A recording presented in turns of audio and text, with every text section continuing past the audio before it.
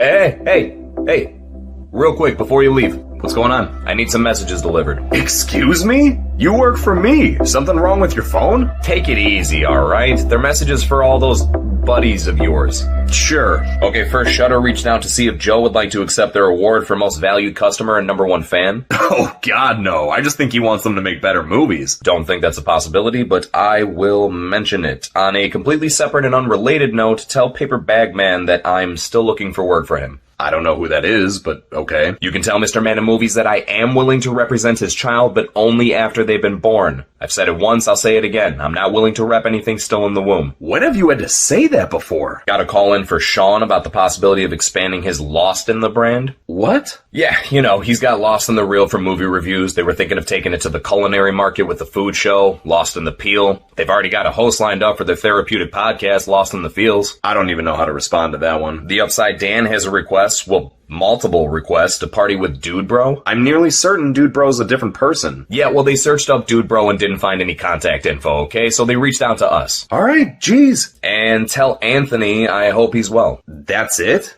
Yeah, he's a real good guy, and I hope he's well. Oh, hello, sir. I'm surprised to see you're still here. Yeah, why is that? Well, because of that really big event at your party tonight. Yeah, nothing tonight, PG, just a little bit of gaming. Oh dear, he's forgotten.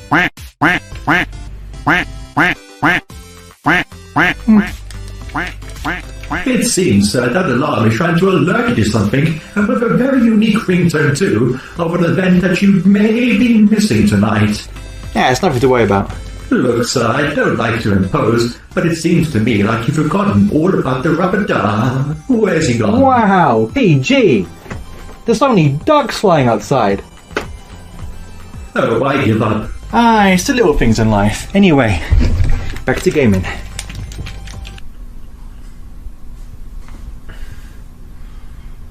Yo, what's up, man? Yeah, chillin'. What you up to? Yeah, cool. Yeah, if I'm excited. For what? Hey girl, hey! How you doing? Long time no talk. Yeah. What? Oh, I know! Can you believe that Tom and Jerry was his favorite animated film of the year? I'm like, what? No, it does not take away from our relevance.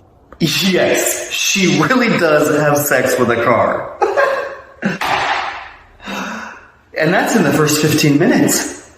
Young Royals? You haven't heard of it? Yeah, it's that gay Danish show. Oh. Yeah, no wonder you haven't heard of it. Yeah. Huh? No, I'm not peeing. It's disgusting. Yeah, my least favorite film of the year was definitely The Voyeurs. That movie was terrible. Oh my god, you would not believe what the granny across the street is doing right now. He's a real good guy, and I hope he's well. Fair enough. Dare I ask if there's more? Oh, I would gladly give you more, but you gotta get going. Get going? Where? The show? The show? Oh my god, is this really happening? Live from New York, it's... What are you doing? No? Not that show? Nah, way out of your league, my man. Think more award show with yellow blazers. Award show with yellow blazers? That you just announced nominations for a few weeks ago? Announced the nominations for? We literally were talking the other day about how voting just ended. Voting ended... Oh, shoot! I gotta guess this later. I'm running late for the Rubber Duckies! What the f***? Back to gaming. Look, sir, we're not running out tonight. I can make us some soup if you like. Soup? I'm running late for the Rubber Duckies. How the hell did you make that connection? It doesn't matter, PG. Can you please help me get ready? Sir, it will be an honor. If I'm excited. For what? The Rubber Duckies are today. Rubber Duckies are today. I didn't tell you what the Rubber Duckies actually means? Okay, so, autocorrect is a hell of a thing. We were all in an Instagram chat, and we kept trying to write dick. The Rubber Duckies are today. The Rubber Duckies, I need to get ready. Hello, Sean. Alright, well, I guess I'll catch you later on the rubber duckies. Oh, a phone call. 1 second. 1 bloody second. What was this? Let's see. Yes. Okay. Hello. Oh, bollocks. Oh, what the quack. Oh, you're right. Today's the rubber duckies. Damn. I have to get ready.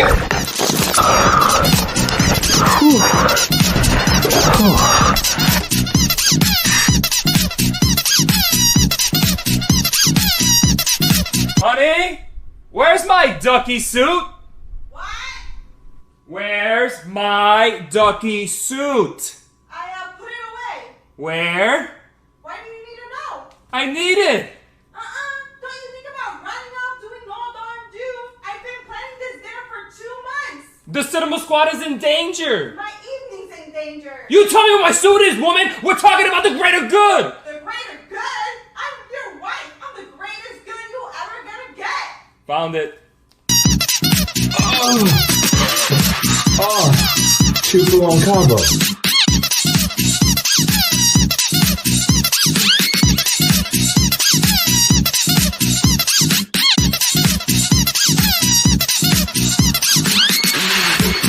Squeeze, hon. I don't love her, I just call her when I need one. You can squeeze all of it if you like that. If you like it, you know that I'm Talking to me? You? Talking to me? Why should be talking to me? I don't see anyone else around here. Real, get it wet, you tell me how you really feel. Love the ducky, you're the one. You make my life so much fun. I wish I made it. Damn! Ducky, you're the one. You make my life so much fun. I wish I made it. I wish I might squeeze on you all day, all night. Day, all night, all day, all night. Alright, on my jacket, now for the rest.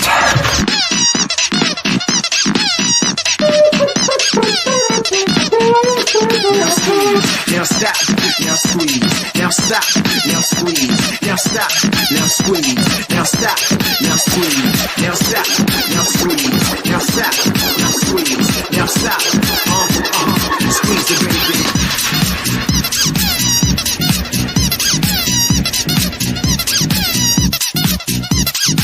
Lean on me. I got a feeling.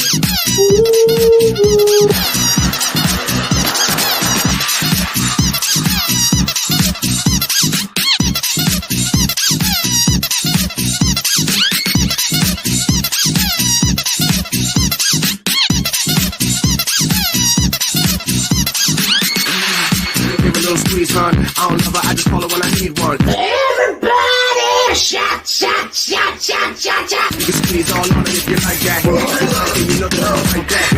Give a little squeeze, hon. I don't love her, I just call her when I need one. Get down on it, let me know it's really real. Get it wet, you can tell. You're the one, you make my life so much fun. I wish I might squeeze on you all day, all night. Say rubber ducky, you're the one, you make my life so much fun. I wish I might squeeze on you all day, all night. Day, all night, all day, all night, all day, all night, all day.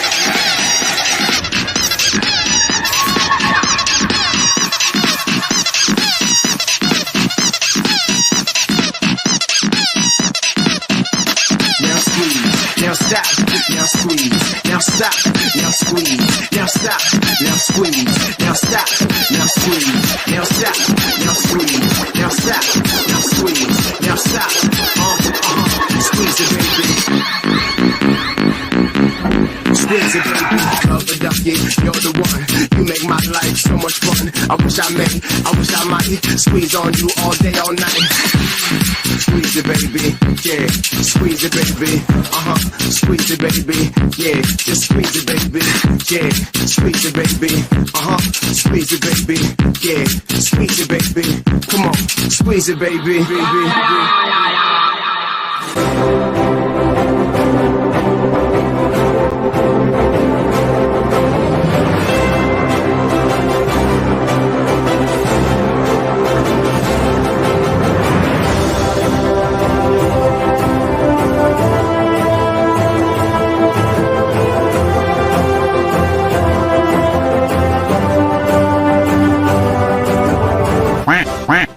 Is this it?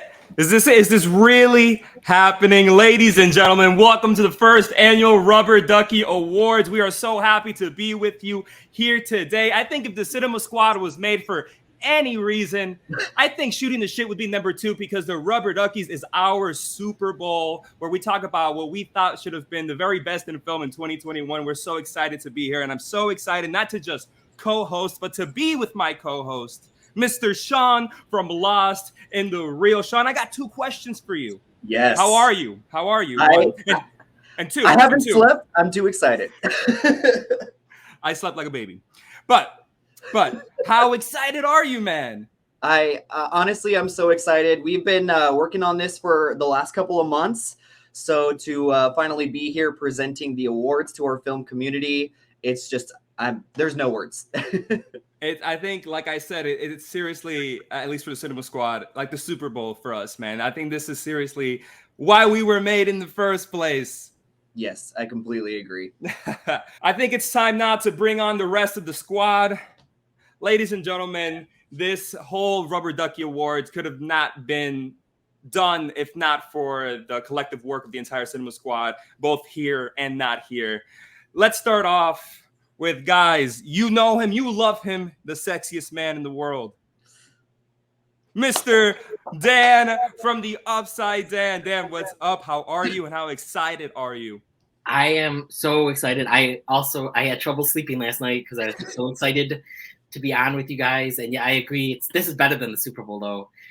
This is much better than the Super Bowl. I am so happy to be here. Yes. Definitely agree. I don't think many people in the chat are going to disagree with you today, man. That being said, let's bring on the second most sexiest man in the world. We got Joe. Woo! Enjoy, everyone. Joe, what's up, bro? How excited are you today? Man, I'm excited. I was literally just jamming to the intro. That music was amazing. I was getting so hyped. So hyped. Not gonna lie. If we were back in the MySpace days, it'd be on my page, right? I can't wait for today, guys. Like, I've literally been so excited for the entire week, and yeah, ready to rock and roll. Awesome, man. And that being said, we got the last one, but not the least of which, the resident Rocky Balboa himself, Mr. Berger Rokar, Jace. What's up, Jace? What is going on? How you guys doing? Oh, man, we're so excited. So excited. That makes 5 of us then, because I am stoked. I am like shocked that this is actually happening. I feel like we've been hyping this up and putting this together for so long. And then I got so caught up in our intro there that for a second, I forgot. I was like, oh my gosh, we're actually about to do the show. This is the show. I completely agree with you guys. That being said, listen, this may be our award show, but we did not only vote. A lot of people voted. There will be a lot of surprises here. Things we may agree with, things we may not agree with. You're going to hear it from us. Mm-hmm. And guys in the comments, talk among yourselves. Your snubs, your surprises, what you thought we got right, not that we got right, what everybody got right, and what everybody may have gotten wrong. Let us know in the comments. Talk amongst yourself. Guys, 2 more pieces of news before we go on to our first category. We do have some special guest presenters today on the show, presenting each and every category. That is 16 categories in total. And if you are asking, where can I find all the presenters? Or maybe a certain one that you liked. Guys, all links are in the description below. Please make sure you subscribe to each and every one of these announcers. How do we feel about starting off with our first category? Yes. Let's do this thing. Alrighty, let's get into it, guys. What's going on, guys? Paul Tams here from Paul Tams Movies, Games and TV. Now, the boys over at the Cinema Squad have graciously asked me to announce their winner for Best Superhero Movie of 2021. There were some great comic book superhero movies in 2021, but there can be only one. So let's get on with the nominations. The first nomination for Best Superhero Movie of 2021 is Zack Snyder's Justice League. The second nomination for Best Superhero Movie of 2021 is Shang-Chi and the Legend of the Ten Rings. The third nomination for Best Superhero Movie of 2021 is Spider-Man No Way Home. The fourth nomination for Best Superhero Movie of 2021 is The Suicide Squad. And the fifth and final nomination for Best Superhero Movie of 2021 is Venom: Let There Be Carnage. And the winner of Best Superhero Movie for the first annual Rubber Duckies Award is Spider-Man: No Way Home. Obviously. That's it. We got it. First category down. And quite obviously, it was Spider-Man: No Way Home, guys. What do we think about this, Jace? How shocked are you? How shocked am I? As shocked as Paul was. I love how he ended it with obviously. Now I will say real quick, just to throw my thoughts in, that as an honorable mention, I do feel like Zack Snyder's Justice League is something that if I had to throw another like second contender for my own personal picks, but I am very pleased with the fact that No Way Home took the top spot here. I think it is well deserving. Love that movie. It's the only movie in 2021 that I saw multiple times in theaters. Oh, nice. Oh, I don't think you're the only one, because I believe that Dan saw it 7 times. I saw it 5 times. I actually forget if it's 5 or 6 now. But no, no surprise here. I would say Shang-Chi is probably my second. Would have been my second vote, because I love Shang-Chi, but Zack Snyder did a great job with Justice League. But Spider-Man just took everything to a whole new level, and it was just so epic. And I saw it in like almost every format. So, Joe, I like your face of surprise. I'm so shocked. No Way Home was my I would have picked it if I was voting. I'm not shocked at all. But saying that the Snyder Cut is like that restaurant you can only go to once a year. That's really expensive but tastes so good. So it's a very close second, but I would have picked No Way Home. So very happy. What would have been your prediction, Sean? If not Well, Spider-Man. first of all, where is the Suicide Squad love, people? Hey, right here, Okay, Sean. you. Right here. I love the Suicide Squad as well. So I mean that would be my personal choice. But Spider-Man: No Way Home was an obvious pick. What is going to be interesting though is to see if it wins Best Picture, because Spider-Man: No Way Home is also up for Best Picture. That's true. That's true. For a second, I thought you meant the Oscars. I'm like, what? That hasn't happened yet. We find out Tuesday if it's nominated. What are the Oscars? What is it? What are the Oscars? Exactly. We're taking over, man. We're going to be taking over. Guys, that was Paul TAMBS, a friend of the group, a friend of the channel, and a huge, amazing movie pundit of his own. His link down in the description below. What an awesome dude. Again, thank you to Paul for presenting Best Superhero Film. Guys, we're going to be getting into our next category, if that's okay. Yeah. Yes. But before we get into our next category, let me take this out real quick. What are our predictions for Best Animated Film of the Year? Oh. Out of the nominees. I'm just going to put it out there. It's got to be my 2 dudes, T and J. Tom and Jerry. Absolutely not, no. Tom and Jerry. This is who you blame. This is who you blame. I woke up today and choked violence. No, Tom and Jerry, man. Love that film. Oh, dear Lord. Man, Joe, I love you, man. That's all I can say. I hate you.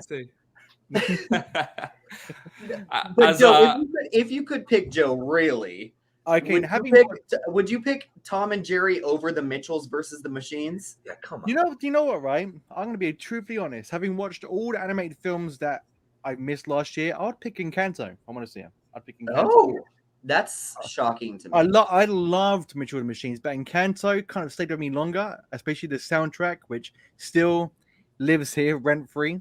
Like Mitchell, it's very close, but I loved Encanto. It's a very simple story, but I think it's just I can watch it over and over again, just have a good time with it. I'm definitely with Joe on the Encanto boat. I'm with you, man. I love Encanto. It was my favorite animated film of the year. So if I had a prediction, that'd be it, because I love it so very much. What about Dan? How does Dan feel? I think Encanto's going to win this. Mitchell's versus the Machine, though, is probably my pick above it. But I really have grown on Encanto, and I think it's great. And yet, we don't talk about Bruno also lives in my head rent free. Yes. Well, as somebody who has a dog named Bruno, I believe Jace can't stop talking about Bruno. Yeah, I'm not really appreciating all this hate over here, and neither does my puppy. I actually feel bad. I've talked about it on multiple occasions. I still have yet to see that, so I still got to see Encanto, and so I will be able to understand that reference in its entirety. But because of that, I'm going with the Mitchells versus the Machines. Yeah. And I'm pretty sure that's what Sean is going with as well. Yeah. I mean, I really loved Encanto, but the Mitchells versus Machines came out, I think, in March or April of last year, and that movie has not left my memory. And it's one of the funniest films, I think, from last year. I just laughed out loud throughout the entire thing. So I hope it wins, but Encanto is also a great pick. All right. Well, guys, our friend from Rachel's Reviews, Rachel, will be presenting the award for Best Animated Feature. Let's check it out. Hi, everybody. I'm Rachel from Rachel's Reviews, and I'm so excited to be here to present the Rubber Duckies 2021 Best Animated Feature Film Award. And we had so many great animated feature films in 2021. It was one of the best years in recent memory. There was movies that made us laugh, movies that made us cry, and everything in between. And we have our nominees for this year's award: Crypto Zoo, Encanto, Luca, The Mitchells vs. the Machines, and Tom and Jerry. And their winner is, drumroll, Mitchells vs. the Machines. And congratulations to Mike Rianda and the whole team at Sony Animation for making a wonderful film that made us laugh, that made us cry, that made us want to call our dads and tell them we love them. It was one of my favorite films of the year. So congratulations, a very worthy winner. So thanks so much for letting me be a part, and continue on with the awards. Woo! Yes! Oh my god, that's a huge surprise. I was totally expecting Encanto. I wanted Encanto.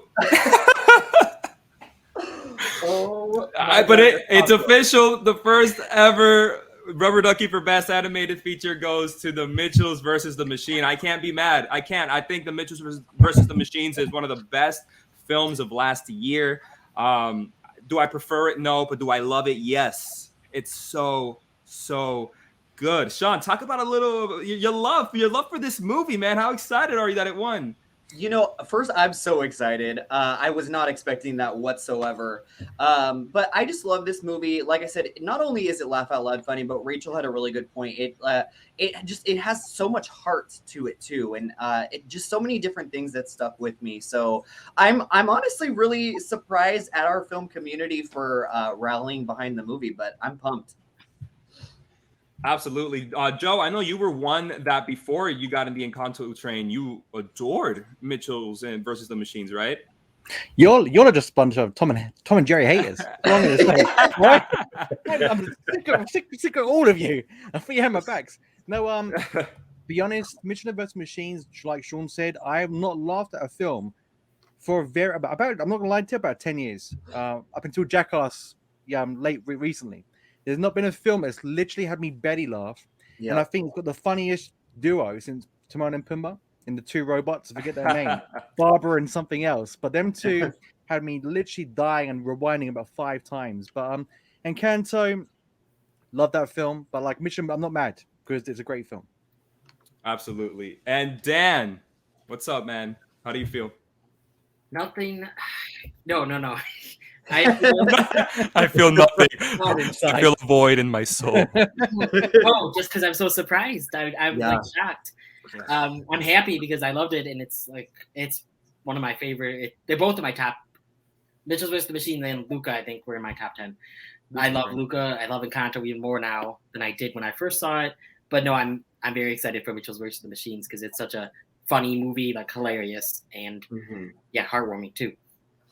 We forgot to talk about Luca, but Luca is another film I thought was amazing last year. Absolutely. A very simple premise, but a very charming one nonetheless. I really loved Luca. That being said, I'm being told we do have a super chat or two. Is that correct? Yeah. Here is we got Eric Thorpe Reviews. What's up, Eric? Eric, who's also presenting later. Yes. He asked, "Why did you guys snub my favorite movie of the year for any nominations?" Love you guys. We didn't. We just did Tom and Jerry. For those of you that may not know, Eric, his favorite film of the year was the James Bond film No Time to Die, and it is not nominated for a damn thing. And I'm happy. Sorry, Eric. And I'm happy. It's okay. It's an alright film. It's an alright film. It's a good movie. It's a good. Yeah, it's a good. Enough. Yeah. Good enough, right? Right. Eric is gonna kill us. Any other super chats? Yes. Oh. Also, has Joe seen it yet? Well, it may be discussed later on. Who knows? Oh, I know. Eric, we got something in store for you. That's right. That's right. Yeah. Any other super chats, Stan? No, I think that is all for now. That's cool, man. Cool with me. Yes. Awesome. So do me a favor, pull down the super chat Yep. while we predict what we think is gonna win best horror film of the year. Let's start with Mr. Geeky Hijinks, the aficionado of horror. What's up?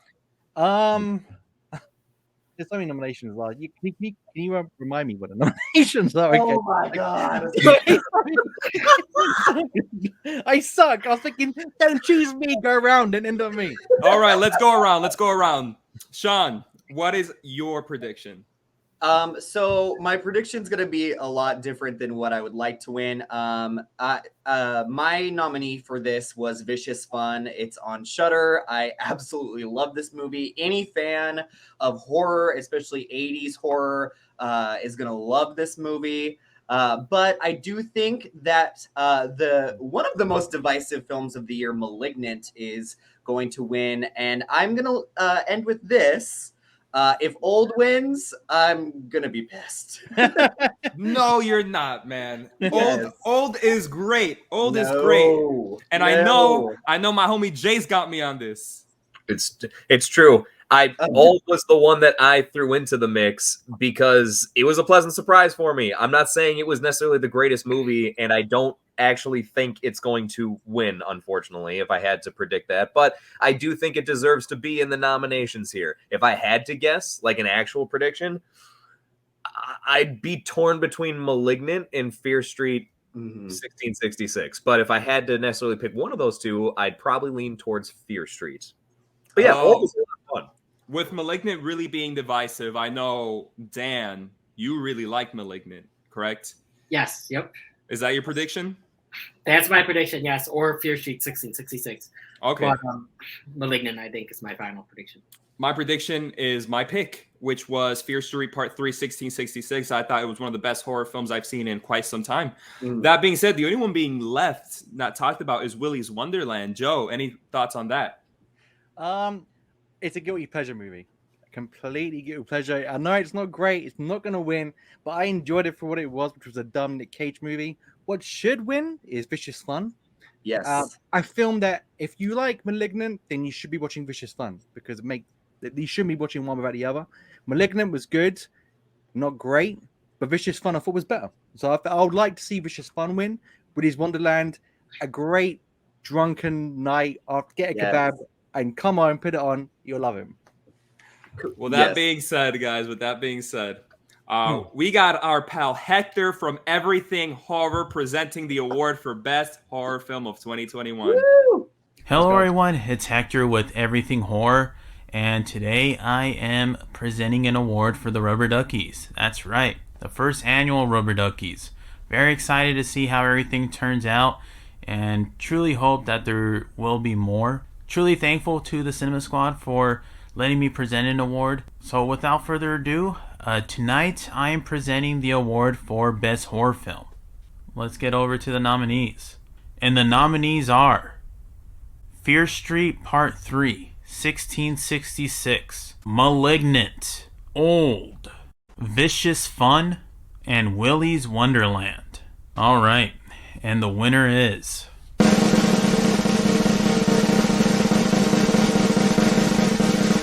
Thank God. Malignant.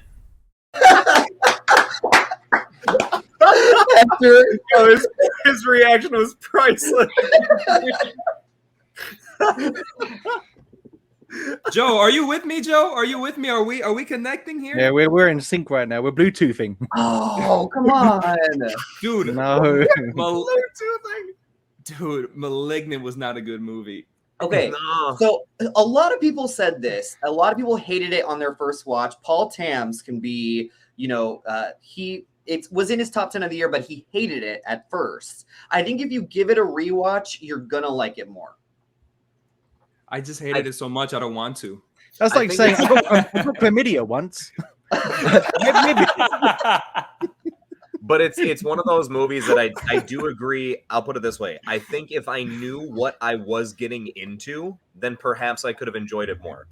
Because I was expecting something entirely different. So, let's be honest, that happens a lot of times. Like whether it's like having high or low expectations for something and that working against your favor or not. This is the same thing. I thought this was going to be like an actual, I'm going to be scared after this movie. And I think if I went into it knowing it was going to be almost like I got to be prepared to laugh at this from time to time, then it would have been okay. But because I didn't realize that's what it was going to be, I had a hard time taking it seriously. But I'd be up for maybe rewatching it with a different perspective. I mean, I'm up for watching in a different perspective as well. I just have a hard time thinking that I'm gonna feel any different about it. Maybe I'll feel a little different, but I don't think I'll feel much different about it because even after the division between Malignant came out and people were explaining that you have to come in at this way, come in at it that way. I don't go into movies like that. And I don't think movies should be made like that you have to come at it from different angles. They should come at you. They should tell you what you want. And within that, start evolving, start mixing it up a little, but not to the way that Malignant did it. I know it was supposed to be campy and corny sometimes on purpose, but I feel like that's just a damn excuse, man. Fair enough. I think it is funny, though, that we have 3 movies in our favorite horror films of the year that are all more geared towards camp rather than actual scares, which is that is true. Dan, Malignant was your pick, I believe. Yes, Malignant's I love Malignant. I love all those picks except for Old. I don't like Old. So I love Willy's Wonderland. It's so much fun. I think Willy's Wonderland and Malignant I watched they were the movie. I watched it one night and then I watched it the next night. Love you, Dan. Because they're so fun. So I don't know. Malignant would be my pick. And I'm happy. Yeah. Okay. Sean, are you bummed about Vicious Fun not winning here? I knew it wasn't. The only reason I put it in here is because I want more people to watch the movie. So if we give it, a little bit of notoriety, then hopefully people will seek it out. So I'm just happy that it could be nominated today. And real quickly to you, Joe, are you bummed about Willy's Wonderland? The thing with those trailers, the energy for Willy's Wonderland and Vicious Fun was so high. The music and everything was just fun. Yeah. It was a fun time with a horror. And like Sean said, Vicious Fun, if you can't watch Malignant because it's good to have your mainstream movies, but you got to go a bit deeper and get those little hidden gems. I know it's on Shudder, but it's actually a very, very fun film. So I'd definitely check it out. Absolutely. And I think we have some super chats. Am I right? Oh, awesome. No. Let's pull some of them up. Let's pull some of them up. What's the first one? Nice. It's from Eric Thorpe Reviews, and he says, Sean, I will say The Suicide Squad has become pretty much tied with No Time to Die as my favorite of the year. It's the most rewatchable one of the year for me. Yeah, good point. I think I agree with him there. I think The Cinema Squad is one of the most rewatchable one as well. I saw Suicide Squad twice in the movie theaters, which was the most I'd seen a movie last year in the theater was twice. Cinema Squad, The Suicide Squad was one of them. You want to touch on this a little bit, Sean? Yeah, I first of all, I'm shocked that Eric Thorpe would even admit that. But I'm happy to hear it. I think The Suicide Squad is one of the most rewatchable films of the year. I just think it's a damn good time. So I'm happy to hear that. Yeah. Jace, you weren't as fond on The Suicide Squad as the rest of the world was. Am I right? No, actually, I definitely enjoyed it.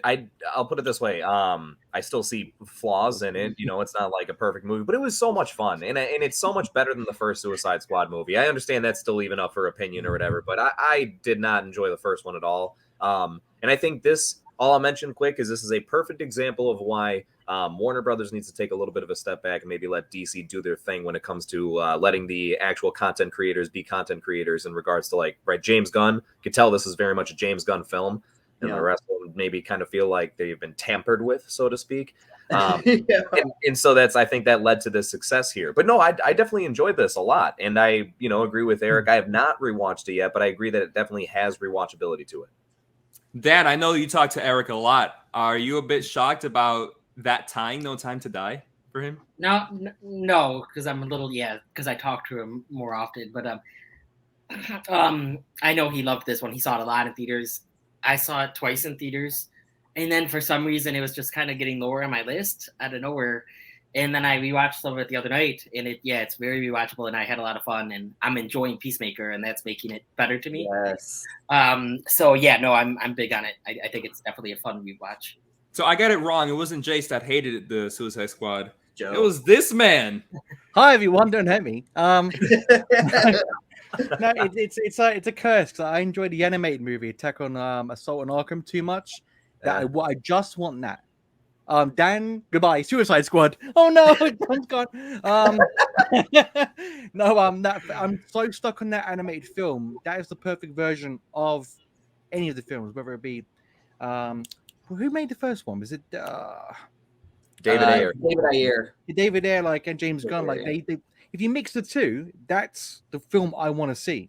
But they're both one extreme. One's too dark and visually and gritty, and the other one's just a bit too light and light-hearted. If you combine the two, you're the perfect Suicide Squad movie.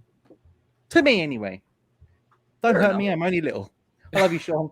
I can feel the disdain. Oh, do we have the other super chats? Yes, we have more super chats. People with opinions about Malignant. Nice. Let's get to the first one.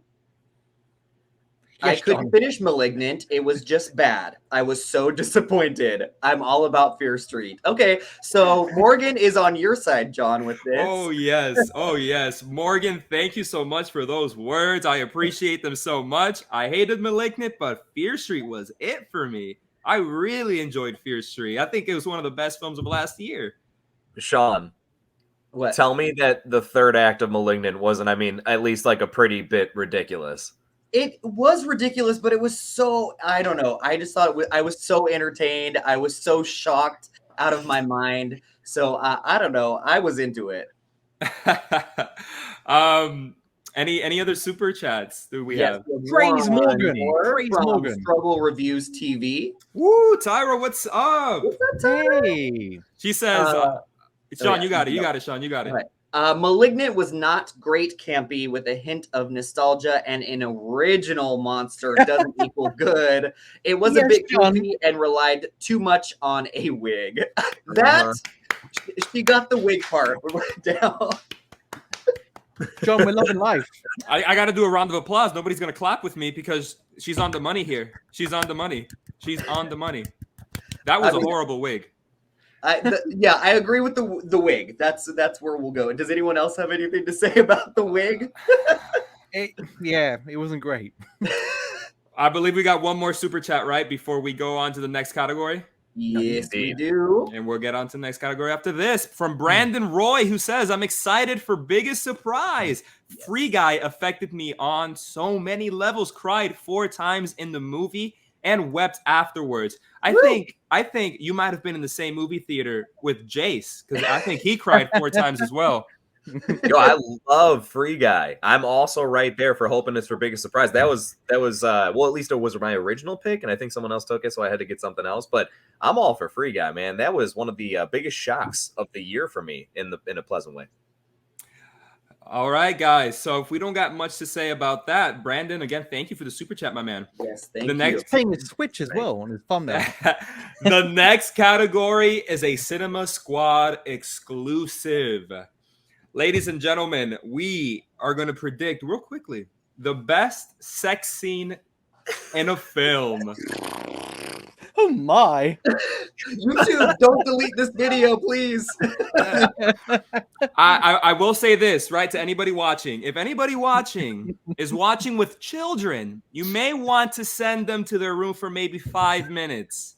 PG. Get out of here. As you've seen, we've got clips involved with these videos, and we didn't pull much. We didn't pull much away when it came to the clips for best sex scene.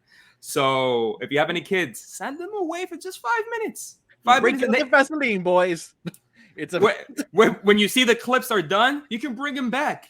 But other than that, please send them away for a little while. Thank you. What are our predictions on best sex scene of the year? Jeez, that laugh. It's just I just love so much that we actually went through with having this to be a category. So I don't actually think it's going to be my pick for the nomination. It was one of the ones from Fear Street. I think because of the absolute bizarre concept around it, it's going to be the one that Sean was talking about in the intro, which I think it's Titan. So although I've not seen the movie and I've not seen the scene in particular, I can only imagine that even just from the sound of it, that's probably what most people would go and lean towards. So I'm going to say that I'm predicting the people went with Titan. That is my prediction as well. My prediction will be Titan. It's just too extreme to not choose it. All in order? All in order? Yeah. I don't have a hammer. I don't have a hammer, but that's it. I guess. Let this be wrong. Jeez, guys. So I'm guessing we're all for Titan here. Yeah. Yeah. Okay. All right. Guys, the presenter for best horror. We already did best horror. Best sex scene. It's the first person that came to mind. It's the first person I had to contact. It is Ricky from Old AF Reviewers, presenting best sex scene in a film in 2021. Want to reiterate, please, if children are watching, take them away from the screen for maybe 3 minutes now. We wasted 2 of those minutes for about 3 minutes. Send them away. Thank you very much. Some viewers may find the following video disturbing. Viewer discretion is advised. What is up, y'all? It's your boy Ricky from the Old AF Reviewers. Now, I've been asked by the Cinema Squad to present an award tonight for the best sex scene. Okay, and the nominees are Come True, Murder Sex, Fear Street Part 2, Rough Table Sex, Fear Street Part 2, Rival Counselors, Red Rocket, Bye Bye Bye, Titan, Car Sex. And the winner is... Deep Throat, starring Danny Daniels. I'm sorry, what? No, sorry, the winner is actually Titan, Car Sex. Like anybody would actually make love to a car, hey? Right, anyway, thank you very much, guys. I've got to go, because I've got to go and get some x-ray results. Thank you. Oh, take care. Oh, God.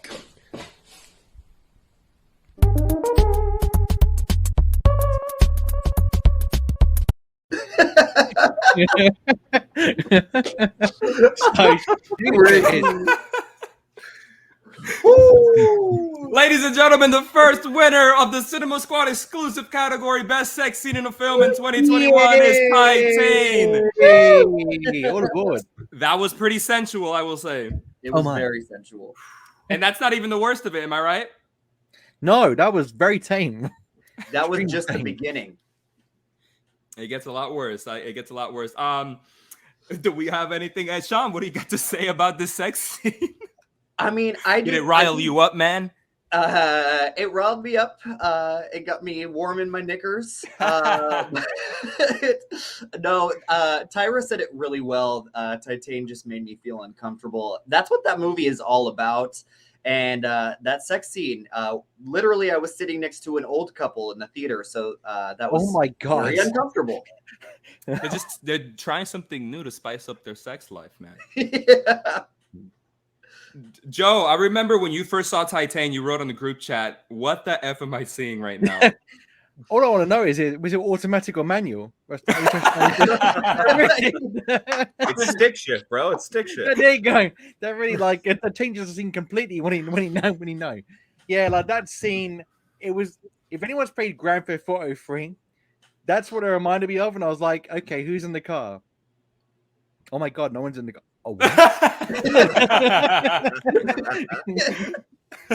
So yeah, deserve to win.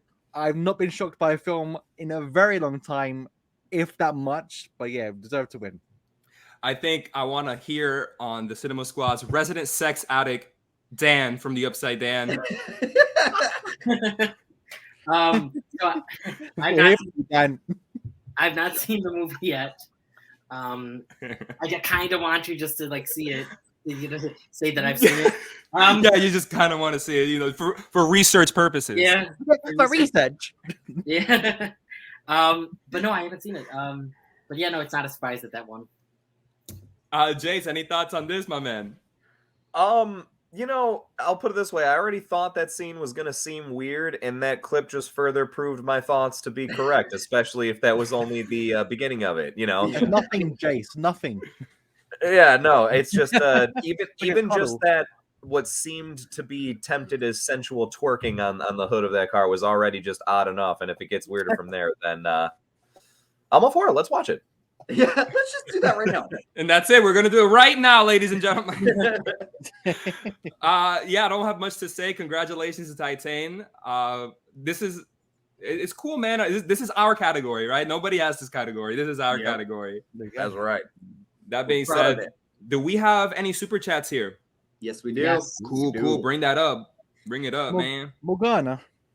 Morgan says, I have not seen Titan, but damn, that scene certainly convinced me to watch it. Yes, Morgan. And 42 teenage boys turned off the stream to watch Titan. With their Hot Wheels. With their Hot Wheels. This guy said Hot Wheels. Yes.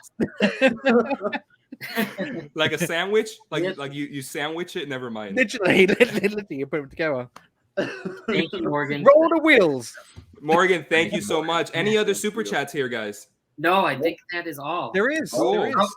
There is? We got another one. Just kidding. Yep. Here we go. Yeah, that's true. She did. But there's That more was of a a stupid scene. That was a stupid scene in the film. Yeah, in my like opinion. they don't really have sex though. It would be my argument, Eric, because she kisses the guy and it cuts. Right? That's what happens. The characters have sex, but we don't see it. We don't really... It's like PG-13 sex, where like they make out for 2 seconds and it cuts to them like in bed with like the windows the stuff, sheets. Yeah, like that's it. I wouldn't consider it a sex scene. If it was a little bit more raunchier, I would have considered it. Yeah, we need the raunch to make this category. If you smell what the raunch is cooking. Holiday run. We have another super chat. We do. Nice. Let's get it.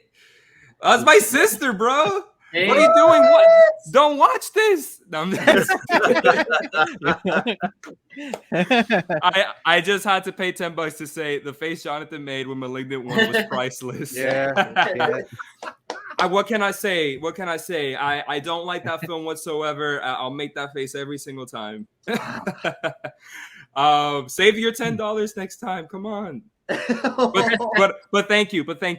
Chichi, thank you. Thank you. No more? And no more super chats? Nope. For now. All right, predictions time. What are our predictions for best hidden gem? Sean, this is yours or yours. Oh, I love this category so much. I'm really happy, first of all, that we brought this on just to share with the community some movies that we personally love that no one's talking about. So I love all of these films on here. I think this one's going to be really difficult. I think there's a lot of love surrounding Riders of Justice, even though it's a foreign film. So I'm going to go with Riders of Justice as my choice for this. But I think it's up in the air. Any of the 5 could win. Okay. I haven't seen Riders of Justice, but that it's a film, like you said, many people are talking about it. Many people are liking it. Yeah. My prediction is my pick. Red Rocket. Ooh, man. It's out of the realm of hidden gem for me. It's one of the best films of 2021, in my opinion. I adored Red Rocket. So that's mine. That's mine. Joe, you have one in mind? Mine's Psycho Gorman. It was changed your life. No, yeah, literally like sentimental value for what it done to my channel, but also it's just a really dumb ode to the 80s. Really fun horror film. Really, really funny. Like that and Mitchell's vs. the Machines were the films I laughed at the most last year.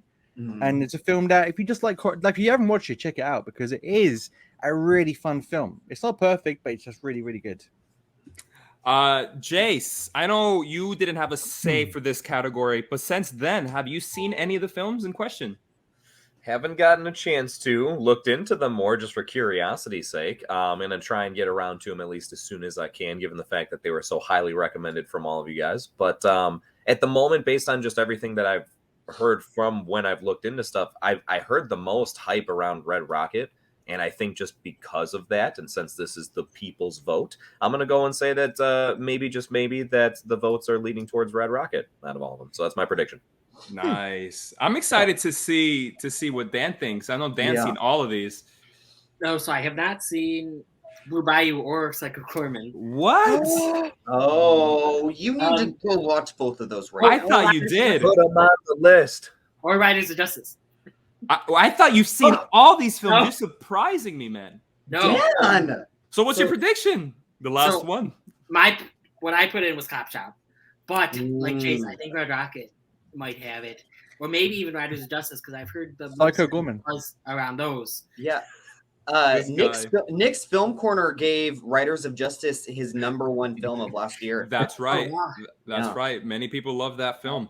All right, so guys, we are going to get into Best Hidden Gem, and this time our announcer is Kevin from Screen Kings, guys. Yes. Love Kevin from the Philippines. Such an awesome guy. So supportive of us.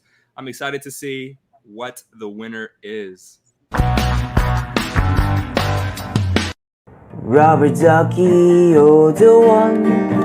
You make my bad time lots of fun. Rubber ducky, I'm awfully fond of you. Whoa, whoa, whoa. Every day when I make my way to the cinema squad, I found a little fellow who's cute and yellow and chubby. Rubber dubby. Rubber ducky, you're so fine, and I wanna make you mine. Rubber ducky, I'm awfully fond of. Rubber ducky, I like the whole pond of. Rubber ducky, I'm awfully fond of you. What is up, cinephiles? Kevin here from Screen Kings, and tonight I will be presenting the award for the Best Hidden Gem, and here are the nominees. Blue Bayou, Cop Shop, Riders of Justice, Red Rocket, and the Rubber Ducky goes to... Hello there, can I come in? Oh, there's one more. PG, aka Psycho Gorman. The Rubber Ducky goes to... Red Rocket. Okay. Let's go! Let's go! Let's go! Wow. Red Rocket, baby! Red Rocket, baby! Wow. Yes, I'm so happy. Oh man, that movie is so freaking good. So happy it got the recognition it deserved. Joe, I want to give you the spotlight for a second. Why are you disappointed? Well, Relive of Justice. I've never seen it before, but that really gripped me. That little short clip, I was like, "What is this?" So I'm definitely gonna check it out next couple of weeks. But I'm just gutted because Psycho Gorman's so good, and but I love Kevin's video even more. Love that video from Kevin. But if you haven't seen Psycho Gorman, see it. So even though Red Rocket won, Psycho Gorman, go check it out because it is a good film. Is it on Shudder? It is on Shudder. But it's so good. It's so good. Have any of you guys ever seen Master of the Universe, the old He-Man film from the 80s? Yeah. If you love that film, but with comedy, that's Psycho Gorman, essentially. Okay. It reminded me like of Power Rangers. That's Exactly. That's why I thought of pick. Like, if no one knows, that's where PG stemmed from. PG was created from that review. Because I was thinking of Power Rangers, thinking of all the dumb villains, and So that's what I've got to say about that. Forrest Gump, 93. I think the best hidden gem in that video was PG. I was not expecting him to be I on know. there.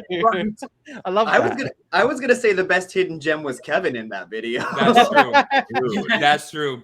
I can subscribe. Best hidden gem goes to Kevin. Yep. Oh, my heart with that voice. I know. Marry me, Kevin. Really good. Thank you so much for that, Kevin. Dan, Red Rocket won, man. Yes, I'm so happy. I loved that movie. I thought it stuck with me like after a while. So I wasn't sure about it at first, but after a few days, I was like, I really liked that film. Yeah. So Yeah. Jace, when are you gonna watch it? I guess immediately after the after party. Yes. Because it seems like, yeah, based on the fact that the hype is real, right? From everything I was reading, looking into this, we got all the people that voted for it and everything. So, yeah, I don't know. I'm really stoked to see it, and I feel like maybe I missed out. So I'm glad that we have a category like this to shine some light on some things that maybe people missed out on when they didn't mean to, but just get around to it. Yeah. Sean, correct me if I'm wrong, but you did a double feature the day you saw Red Rocket, right? I did. I saw Yes. Red Rocket and I absolutely loved it. And then I went to go see Licorice Pizza and I absolutely hated it. So Red Rocket just shined even more because I did not like Licorice Pizza. I know I'm in the minority on that one. But when it comes to this category, I think all of these movies are winners.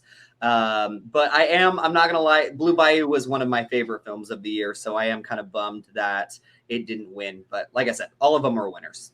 Blue Bayou was, I believe, the only good cry I got in the movie theater, and I saw it by myself. Francis couldn't go with me that day, so I went by myself to see Blue Bayou in the movie theater, and I knew it was going to be gripping, just from the trailer itself. But once it gets to that ending, that last minute to 2 minutes of the movie, you're talking about a 25-year-old man that broke down in tears.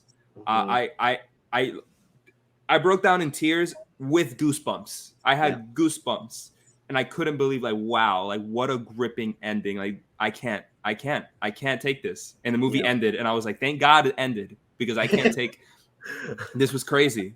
It was crazy.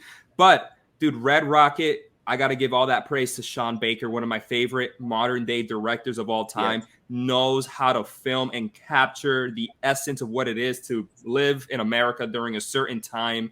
So real is what Red Rocket is. And it's drama and it's humor because it's such a funny movie. It is so funny. Do we have any super chats, guys? Not right now. We're caught up. Not right now? Not at the moment. No. Okay, cool. So let's go to predictions. Okay. Cool. Yeah. All right. Predictions time for the biggest surprise film of 2021. Jace, I know your answer, but what is it? I'm going to go with Free Guy. I'm definitely going to go Alright. with Free Guy. Oh, yeah, okay. I don't think that there was any expectation for that movie to be as good as it was. I don't think it almost like deserved to be as good as it was. And I say that like lightly. You know, it's like you just see the trailer for it. You're like, all right, this is a typical, lighthearted, easygoing, fill the gap of cinema type of movie. You know, ended up being phenomenal. I have not laughed that hard in a movie like that for quite some time. Ryan Reynolds is, I love him and everything, but this was really good for him. And so, yeah, that is my pick. If you haven't seen that, go check it out. What about you, Dan? So yeah, Free Guy is such a fun one. I put in Sing 2 because that was such a surprise, especially coming from Illumination. Yeah. And, but it was such a fun movie. And then Tomorrow was also another big surprise for me. So, I was not expecting that to be nearly as good as it was. So I think I'm going to predict, though. I think I'm going to put Free Guy down for my Free prediction. Guy. Yeah. If I can mention real quick, I thought Sing 2 was going to be like a Hotel Transylvania movie. It's just serviceable for the kids. And it was Dan that got me to go see it because Dan liked it. And I said, let me go check it out. And I checked it out. And I remember writing him while I'm in the movie theater and the credits are rolling going, damn, that was really good. I really enjoyed that film. Yeah. It's not my pick. My pick is another film that I saw multiple times in the movie theater. Disney's Cruella. What a freaking surprise. I adore that movie. Yeah. What about you, Joe? Tom and Jerry. It's not there. No, I would say Cruella is, but I would also like my choice is Free Guy because everything on paper says it should be terrible, and it's really good. It's probably the best video game movie we've ever got. When it's like how video games are, but yeah, really enjoyed it. Realm was really good. What's her name? She's Jodie Comer. Great in that film. She's great in everything. Yeah. So for me, she was my favorite part. I want to see her in more films, but Free Guy is my choice. But Cruella is great. Let's end it with Sean. Yeah, this one's so hard because honestly, all of these surprised the hell out of me. I think my biggest surprise was the Tomorrow War because I literally thought that was going to be the worst movie of the year. I thought it was going to be the biggest stinker, and it ended up being a really good original action film. So I would personally go with the Tomorrow War just because it was the biggest surprise. But I think Free Guy is going to win, and I think it also deserves to win because that was also a shocker. Wow. So the love is going to Free Guy during this round of predictions. Let's check it out, guys. Our presenter for this category is Mr. Trace.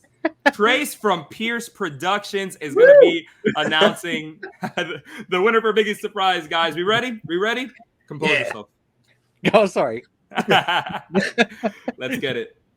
What is going on, film fans? My name is Trace. I'm with the YouTube channel Pierce Productions, and I'm very honored today to be chosen by the Cinema Squad to be reading off the nominations and the winner for this year's biggest surprise movie for the Rubber Duckies.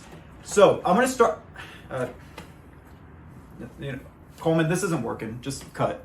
Okay, Trace, you got this. You got to go up there, read the nominations. Oh my God.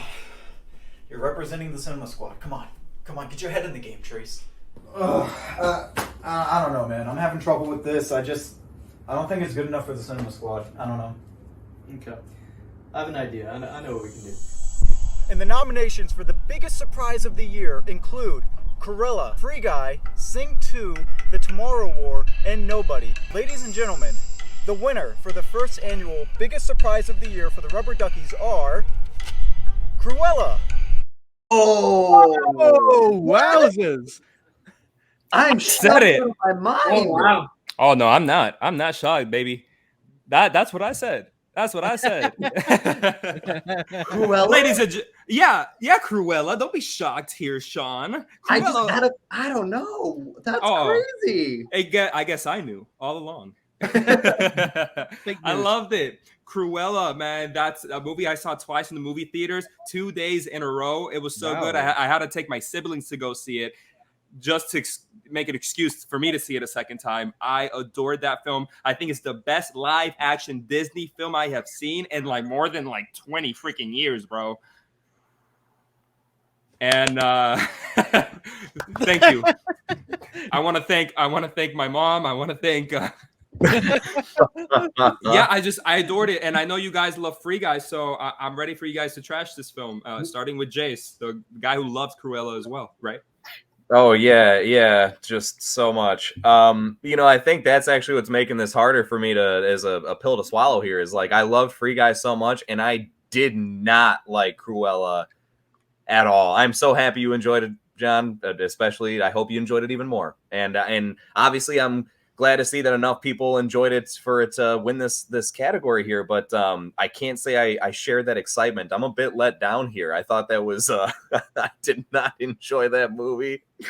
Oh gosh, I'm sorry. I'm just so sorry. But anyway, yeah, I also feel Free Guy got a little cheated here. But nonetheless, that's what we got this for. So I'm glad that it was kept a surprise because I would have never expected that to win. Well, in the vein of Cruella, I want to know what Daniela has to say about this. So I'm a huge fan of Cruella, and that was another one. I liked it the first time I saw it, but I saw it again and I really liked it. I think I used it as an excuse, my siblings, as an excuse to watch it again. And yeah, I really liked it. And I liked it a lot more the second time. And then Horace just has the greatest accent, you know? You did, Joe. But no.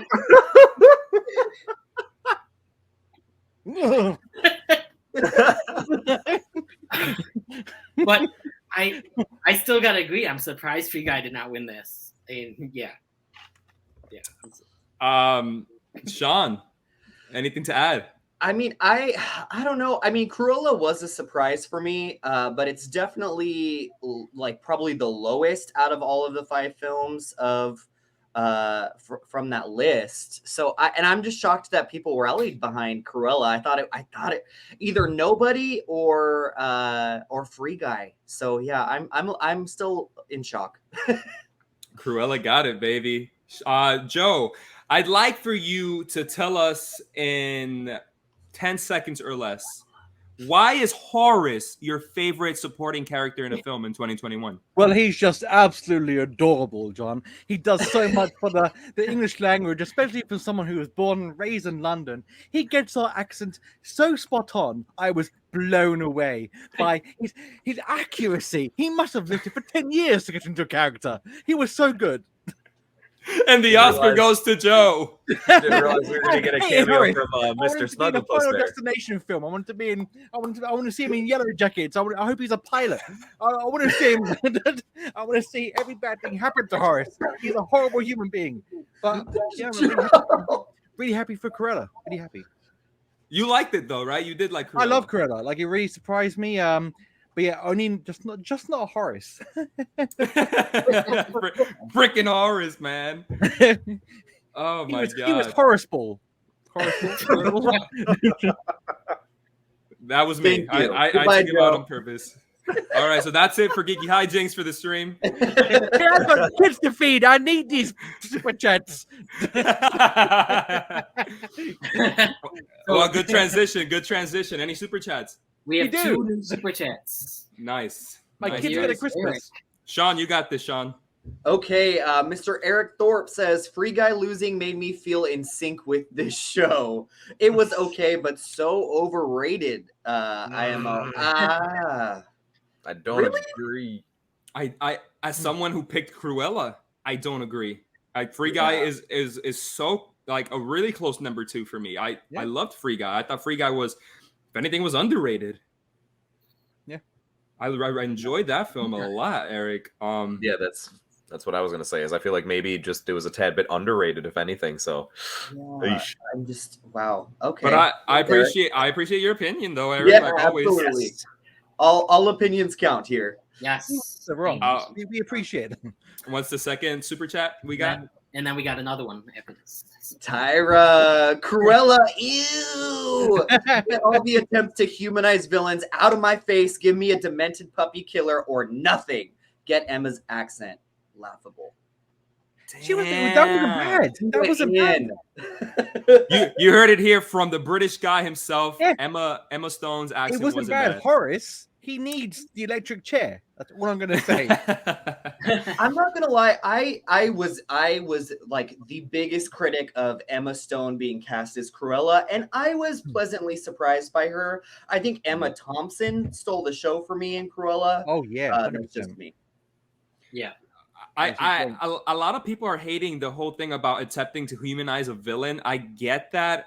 I just feel like this movie was, in a sense, trying to be its own thing. I don't see this movie like many people are trying to see it, like a origin story to 101 Dalmatians. I see Cruella in its own separate universe where it's telling its own separate story. So I love the demented puppy killer Cruella de Vil. I love it. And would I enjoy a movie like that? 1,000%. But I also enjoyed this take of Disney, a Disney-fied version of Devil Wears Prada meets Joker.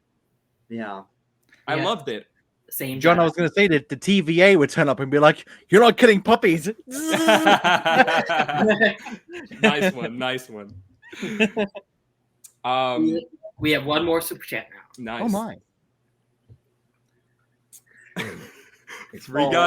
Free guy losing is like people saying my non-existent child is ugly. Oh, Brandon, no. Brandon. Oh. I'm surprised it lost. Yeah, I'm the happiest. I'm the happiest. Not shocked or anything. I'm so happy. I kind of had my money on Cruella. Nice. I'm happy. You won. Nice. Yeah. Thank you, Brandon, for the super chats. Thank you, Brandon, so much. No more super chats, right, guys? Thank you. All caught up. Nope, we're all caught up now. Nice.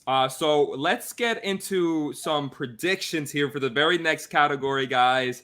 And that is worst film of 2021.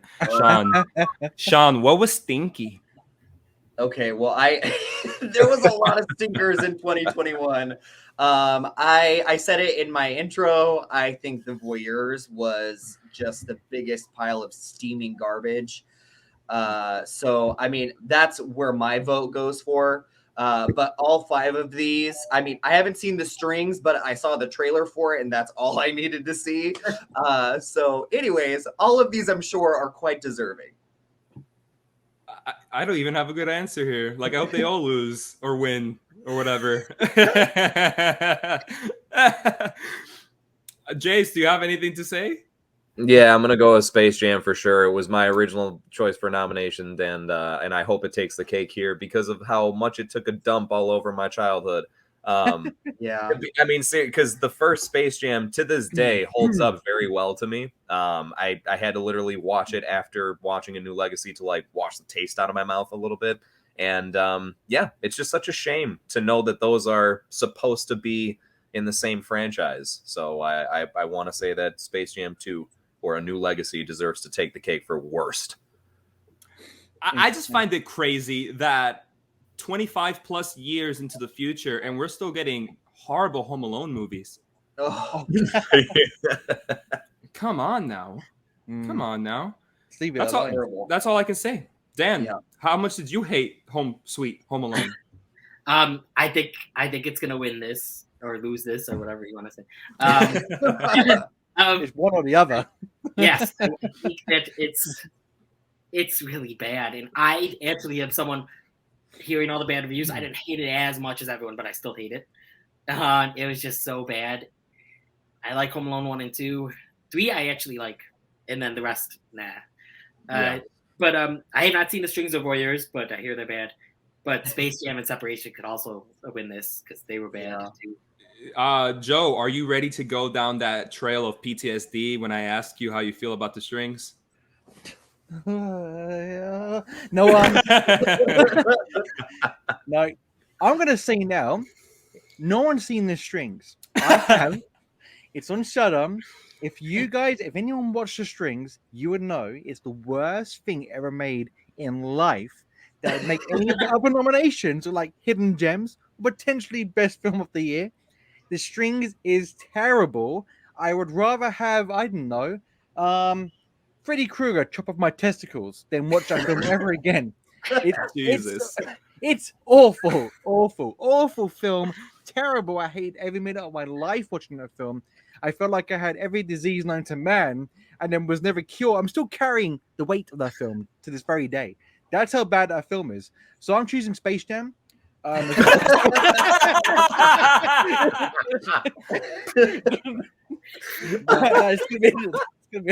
gonna be The Strings. The Strings.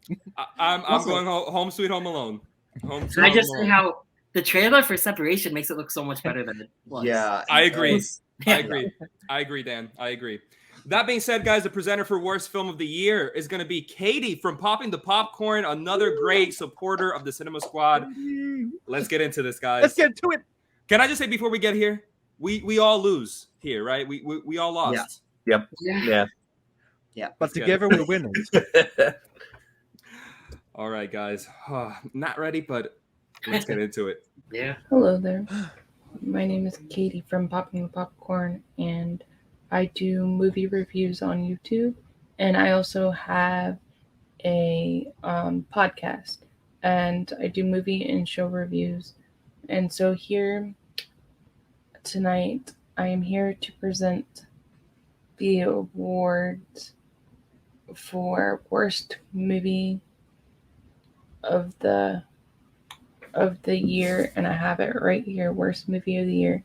So I will go ahead and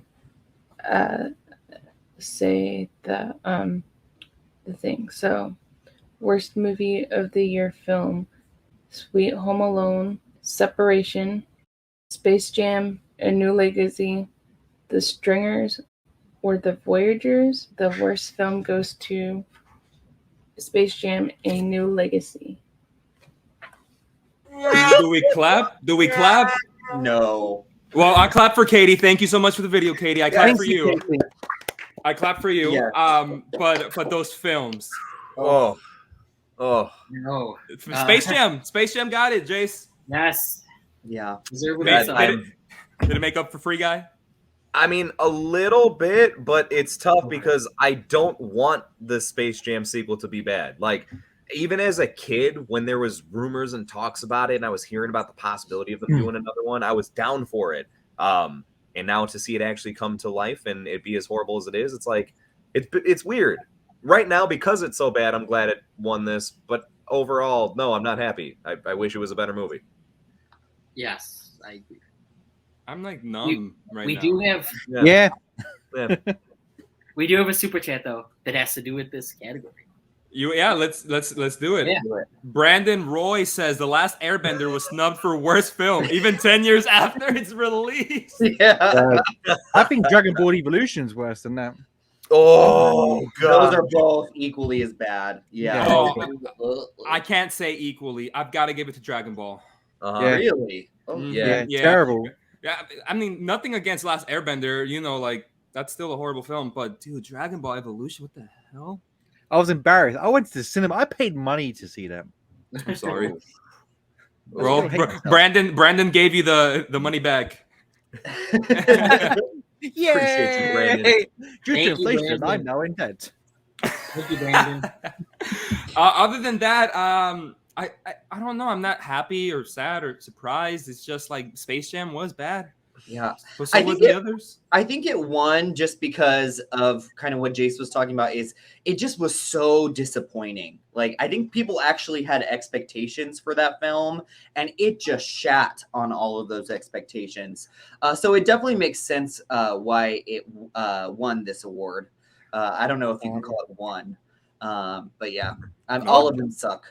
I'm going to chime in and say it won because it was the most commercial, where schlups like us watch films like The Strings and take one for the team, so no one has to watch those films. So the Space Jam is the worst commercial film, but I think the other ones in that list were worse than Space Jam, because at least Space Jam you could be entertained to some degree by something. But with like the Voyeurs, you guys saved me with, because my girlfriend was going to put that on the other day, and I was like, "No, that's on the nominations." Don't do it. I didn't watch that, and instead I ended up watching Flight Plan instead, which was good. But yeah, Space Jam worst commercial film, but The Voyeurs of the Strings has got to be up there with the worst film. For me, honestly, if there was a number 2 here, it had to be Home Sweet Home Alone for me. Was that kid in Jojo Rabbit? Yeah, was he in Jojo Rabbit? Yeah, he was. And he was great in Jojo Rabbit. Yeah, I thought it was really funny. Yeah, he was really funny. The main kid in Home Sweet Home Alone? Yeah. He was like the main. He was the main boy's friend, the one with the rocket launch, and he drops it. It blows up that building. Oh no, that kid was horrible. Where, in Jojo Rabbit? No, not in Jojo Rabbit. Oh, okay. I thought you meant Jojo Rabbit. I was so offended for a moment. John, if you had a health bar, it went from green to. It's all good, man. I don't have much to say about this. Do we have any super chats? Maybe we do not at the moment. Okay, that's cool. Predictions times, guys. We're halfway there. Yes. Best television series of 2021. To you guys watching out there, as it says on the thumbnail, it says Film and TV Awards. Funnily enough, this is the only TV award we have. Next year there will be more. There'll be more. But this year we got the best television series of the year. What is your prediction, Geeky Hijinks? Oh, I'm looking at a list right now. I'm hoping it's White Lotus. I love that show. Yeah. I know Jace is a huge fan. Jace, stop. And Sean, behave. I'm sorry. For me, it's gonna be Squid Games, because Squid Games was amazing. For me, that and White Lotus were my favorite shows, but White Lotus should win because of everything about it. And if you're gonna watch Squid Games, you should watch anime, because it's just as good as Squid Games. Squid Games is basically just a live action anime done really well. So I'm going to choose White Lotus because that show is amazing. It tackles so many subjects in a unique way. The soundtrack is amazing. And until next time, no, it's perfect. No, White Lotus all the way. But I'm gutted. No spoilers if you haven't seen it. But there's one character, obviously, in the beginning, it's shown that someone dies. You have to find out who dies. But for me, the person that does, I was very sad about because he was a fantastic character. She was a fantastic character. It was a fantastic character. Nice. We did say spoilers. Nice save. We did say spoilers. It was a dog. Dan, what's your pick? Oh, so my pick, I think, just because how popular it was, I'm going to go with the White Lotus. No, the White Lotus or Squid Game. The White Lotus wasn't that popular, but I don't know. Just it's popular within us, obviously, and I liked it. I'm in between Jason and Sean though, but I like it. I'm looking forward to season 2, and I think that Squid Game might win just because of how popular it really became on Netflix. Although WandaVision is my vote. That's a good one. Sean, give your case for White Lotus. Well, I don't think White Lotus is going to win. I think that the people who did see it, I think they would vote for it. Besides Jace, just because of it just started such great conversation. So I think that's. I mean, I would choose White Lotus, but I think what's going to win here is WandaVision. Even though it premiered all the way back in January, I think that I don't know. I just feel like the Marvel train is still rolling, and I think WandaVision's going to take it. Yeah. Before I give it to Jace, I'm going to be with Sean here. I think WandaVision.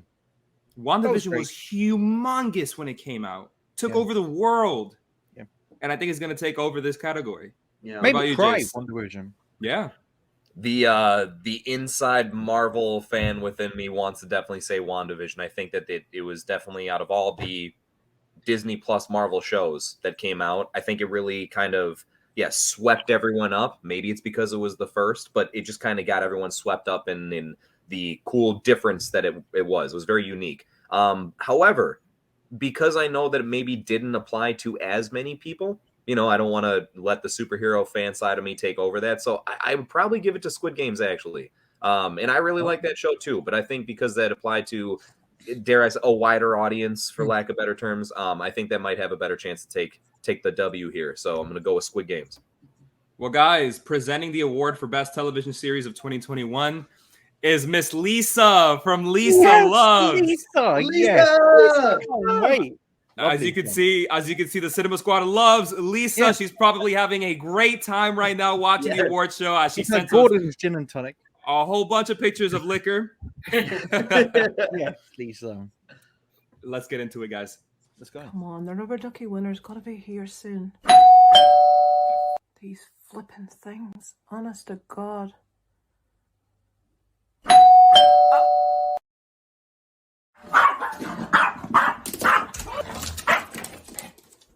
Good evening, it's Lisa here from the Lisa Loves channel. I am delighted to be coming to you from the Emerald Isle this evening on the first annual Rubber Ducky Awards. It's a bit like Eurovision, isn't it? So I am going to be reading out the nominees and the winner for the Best TV Series of 2021. And the nominees are The Handmaid's Tale, Season 4 from Hulu, Loki from Disney+, Midnight Mass from Netflix, Only Murders in the Building from Hulu, Squid Game from Netflix, Ted Lasso Season 2 from Apple TV+, WandaVision from Disney+, What If from Disney+, White Lotus from HBO, and finally Young Royals from Netflix. And the winner is... It's dreadfully exciting. Yes, the winner is Squid Game from Netflix. All right.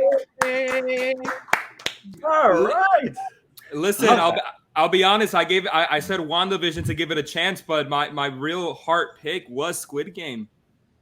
I loved Squid Game. And it's funny because I remember I said it to you guys a couple of times. So I first started Squid Game and stopped because I didn't like it at first, but I continued on with it, and it's my favorite TV show of the year. What a great show. What a great show. It surprised the world, right? Yeah. It really did. Yeah, I think it really captured the zeitgeist of the year. It makes sense that it would win Best TV Show of 2021. Yeah, absolutely. And Jace, can you do a little rap for us? No, I'm playing. I did have that Squid Game inspired one. Yeah, that was fun. Yes, you did. But you did end up you were late to the game, right, Jace? You were late to the game with Squid Game? Yeah, absolutely. I had person upon person upon person telling me about it, and it was one of those like, all right, I know I have to get around to this at some point. And once I finally got to that part of, all right, I'm gonna officially start it. Let's just at least put the first episode on. Was so happy I did. And what I think it did a great job of is sometimes, you get spoiled by certain things, movies or shows, where you know what happens, and then when you see it, you still enjoy it, but it's kind of like, all right, I knew this was coming. I knew basically the entirety of the first episode. It was described to me, and I still was completely like taken aback by it and felt really compelled to keep watching it. So, yeah, as much as I would have loved to see a Marvel show take it here, I don't think this is a bad choice whatsoever. I think everybody all together collectively came up with a great decision. This is a phenomenal show. Dan, did you watch Squid Game? I watched the first 2 episodes. I just like stopped. Never got back into it. It's my story. It's my story, Dan. I was like you. I watched the first 2 episodes. I couldn't get back into it, but I forced myself, and it gets so much better, Dan. Yeah, I don't know. I don't know if I'll get back into it ever. Maybe. Come on, Dan. It won Best Television Series for the Rubber Duckies. You got to watch it now. Yes, he does. Maybe. Add it to the list, Dan. I want Wanda. Add it to the list. Joe, why were you laughing? Tell me. Me and Jake's just been really immature and laughing at Joe. But well, because no one heard when Dan said I've only seen the first. When Dan said I've only seen the first 2 episodes, Joe was just like, "Nani?" and like, no. I would say Squid Games is amazing. I didn't get into it straight away because it was just too hyped, and I thought, "Oh, yeah, all right." I watched it. It's the only show I binged in one sitting. I watched every episode back to back. I did the whole thing in one evening. Loved it. And for me, if you're going to watch Squid Games, you should give all of South Korean cinema a chance because it's there's some of the best films. Train to Busan, I Saw the Devil, Handmaiden, all amazing films. Parasite. Yeah, I was gonna say. No, but the thing is, if you're going to watch Parasite and Squid Games, you've got to watch everything else because there are some amazing stories out there that I like Squid Games. And so for me, Squid Games, next probably White Lotus, third One Division because the feels got me in the end. But yeah, I'm very happy it won. Yeah. Sean, anything to add to this? I mean, I'm not gonna lie. I liked Squid Game. I'm a little disappointed. I think there's some really great choices in there. But like I said, I think it really did just capture the world's attention. So it makes sense. Jace, I think you wanted to add something.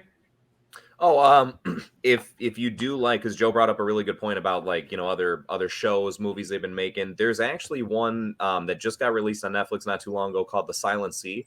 That actually has a couple of people from the Squid Game show, just in different roles. Obviously, it's so Train to Busan as well had the actor from Squid Games in there.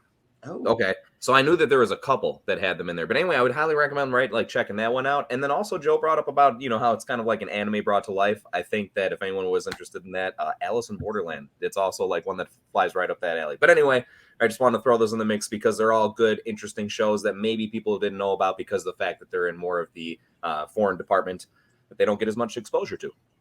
Good discussion all around, guys. Do we got any super chats? Nope. I think I'll call super chats. Cool, I'm having a super good time, John. I'm having a super good time, Joe. Thank you, John. That's how we're going to talk from now on. Thank you, John. Hello, Dan. Sean, how you doing? Jace, how's it going, my friend? How about you call me Jonathan, I call you Joseph. Oh my. Just kidding. I must have been awfully naughty for you to call me Joseph, John. Okay, Horace. Don't you ever call me that again. You Piccadilly whore. Predictions time. Predictions time. Next category, guys. This next section of the show is what I like to call the Oscar-y section because it's the more prestigious awards, right? And we're going to start that off with our predictions to Best Supporting Actor in a Motion Picture in 2021. Sean, I am curious. I mean, I would kill if Woody Norman won this. He's the kid from Come On, Come On. I don't know if enough people saw Come On, Come On, unfortunately, but he is so great in this movie, and he just got a BAFTA nomination, which is extremely exciting. Don't think he's going to win here. I think it might go to one of the boys in Spider-Man No Way Home, or men rather. I think it's going to go to Willem Dafoe for Spider-Man No Way Home. Okay, nice. I'm with you. I think it's going to go between one of the guys from Spider-Man No Way Home as well.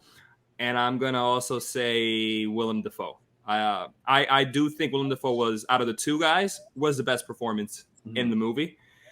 So I'd give it to him for sure. Joe, what about you? Willem Dafoe. I haven't seen a couple of the films in this category, so I can't really make a judgment. But for me, Willem Dafoe, it was like he stepped out of Spider-Man 1 and made a sequel straight after, and the character was seamless, and the character was more intimidating. And that was like the only time I like for the films that came out last year, I was intimidated by someone. I was intimidated by his character when he turned rogue, because I was like, oh my god, this guy is not messing around. So it was like he took the Spider-Man 1 and times it by 100. So for me, Willem Dafoe, 100%. Jace, the comic book guy. Yeah, well, that was a really compelling answer and reasoning there. And I feel bad, I guess, because you basically like kind of persuaded me, but not quite enough, I'll say. And all I'll mention is this: I have nothing wrong. I will not be disappointed in the slightest if Willem takes it, because my gosh, I agree 100,000% with everything that was just said there. I think he even did a little bit better in No Way Home than in Spider-Man 1. With that being said, I'm still going to lean towards my original gut instinct, which is definitely Andrew Garfield. There's just something about, I know I was tempted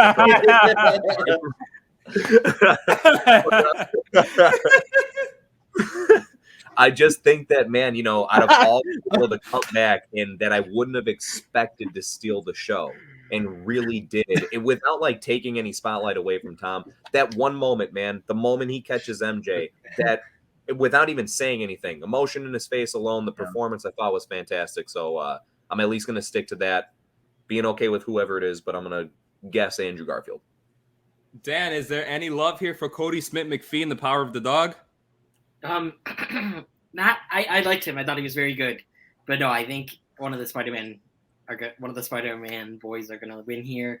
And I'm going with Jace. I'm going more towards Andrew Garfield. Oh, okay. Even though I love Willem Dafoe, I think it's one of his best. But better than Spider-Man even, and he was so scary and intimidating. But Andrew Garfield just stole the show for a lot of people, including me. I think he was just really good. I agree, Dan. I also Woody Norman. I did love Woody Norman as well. But great performances. I think our category is a little bit more compelling than the actual awards race. I would agree. That being said, guys, he's back. Just in time. The announcer for Best Supporting Actor in a Motion Picture 2021 is Mr. Eric Thorpe. Oh my! Eric Thorpe Reviews. We love Eric. So let's get into this, guys. You ready? Hey there, folks. I'm coming to you from Eric Thorpe Reviews in Canada. You can find me on YouTube. And I'm lucky enough to be announcing Best Supporting Actor tonight for the Cinema Squad's award show, the first annual Rubber Duckies. So, without further ado, the nominees for Best Supporting Actor are Andrew Garfield for Spider-Man No Way Home, Cillian Murphy for A Quiet Place Part 2, Cody Smith-McPhee for The Power of the Dog, Willem Dafoe for Spider-Man No Way Home, and Woody Norman for Come On, Come On. Now, without further ado, I have the envelope with the winner in it right here. So let's see. Oh, it's the Green. I mean, Willem Dafoe for playing the Green Goblin in Spider-Man No Way Home. Willem Dafoe, everyone, here he is. That's it. Yeah, boy. Oh, yes. Willem Very Dafoe, nice. baby, first ever. I am happy. Best Supporting Actor winner for the Rubber Duckies, man. I'm so happy. I'm so happy. What a great performance, right? That little clip is one of the best, but it goes on from there. Not just the big monologue moments, but even the little nuances. There's a part a little after the scene where Peter starts punching him in the face and he's taking them and smiling. That's also another scene that I'm like, Jesus Christ, this guy. This guy's awesome. Which actually, that scene, I think there's been a lot of people that have been, really on the bandwagon for him to play the Joker for a long time, and I think that was like a perfect preview as far as just kind of if you imagine that it was Batman punching him in the face instead of Spider-Man right there. The way he laughs is very Joker-esque. And side note, he's mentioned that he has interest in the concept of playing opposite Joaquin Phoenix in a sequel to the Joker movie, where he plays like someone who gets inspired by Joaquin Phoenix's Joker, so he becomes his own Joker, and it's like an opposing Joker situation, which I didn't think I'd be down for a sequel for that movie until I heard that from Willem himself. I just think that Willem should stick to the Goblin. I'm sorry. I'm sure he'll do great as Joker if he ever had the chance, but I think Willem needs to die on this hill of Green Goblin because he made it his. I can't see anyone doing Green Goblin. I can't. What about you, Dan? I love that performance. I love that you mentioned when he was getting touched in the face and like smiling and taking it. I thought that was such an awesome, I got chills in the movie theater because it was such an awesome performance. And there's so many. I didn't know what scene you were going to pick, to show his talent in this film. But I'm happy. I'm very happy that he won. Sean, what's up? Yeah, I mean, I'm not surprised, and it's well-deserved. I think to take a role that you did almost 2 decades ago and to do it even better and to show us something different is just, it's amazing. So as much as I think Andrew Garfield was a bright light in that film as well, I think the Willem Dafoe win was deserved here. I know you'll feel the same way, right, Joe?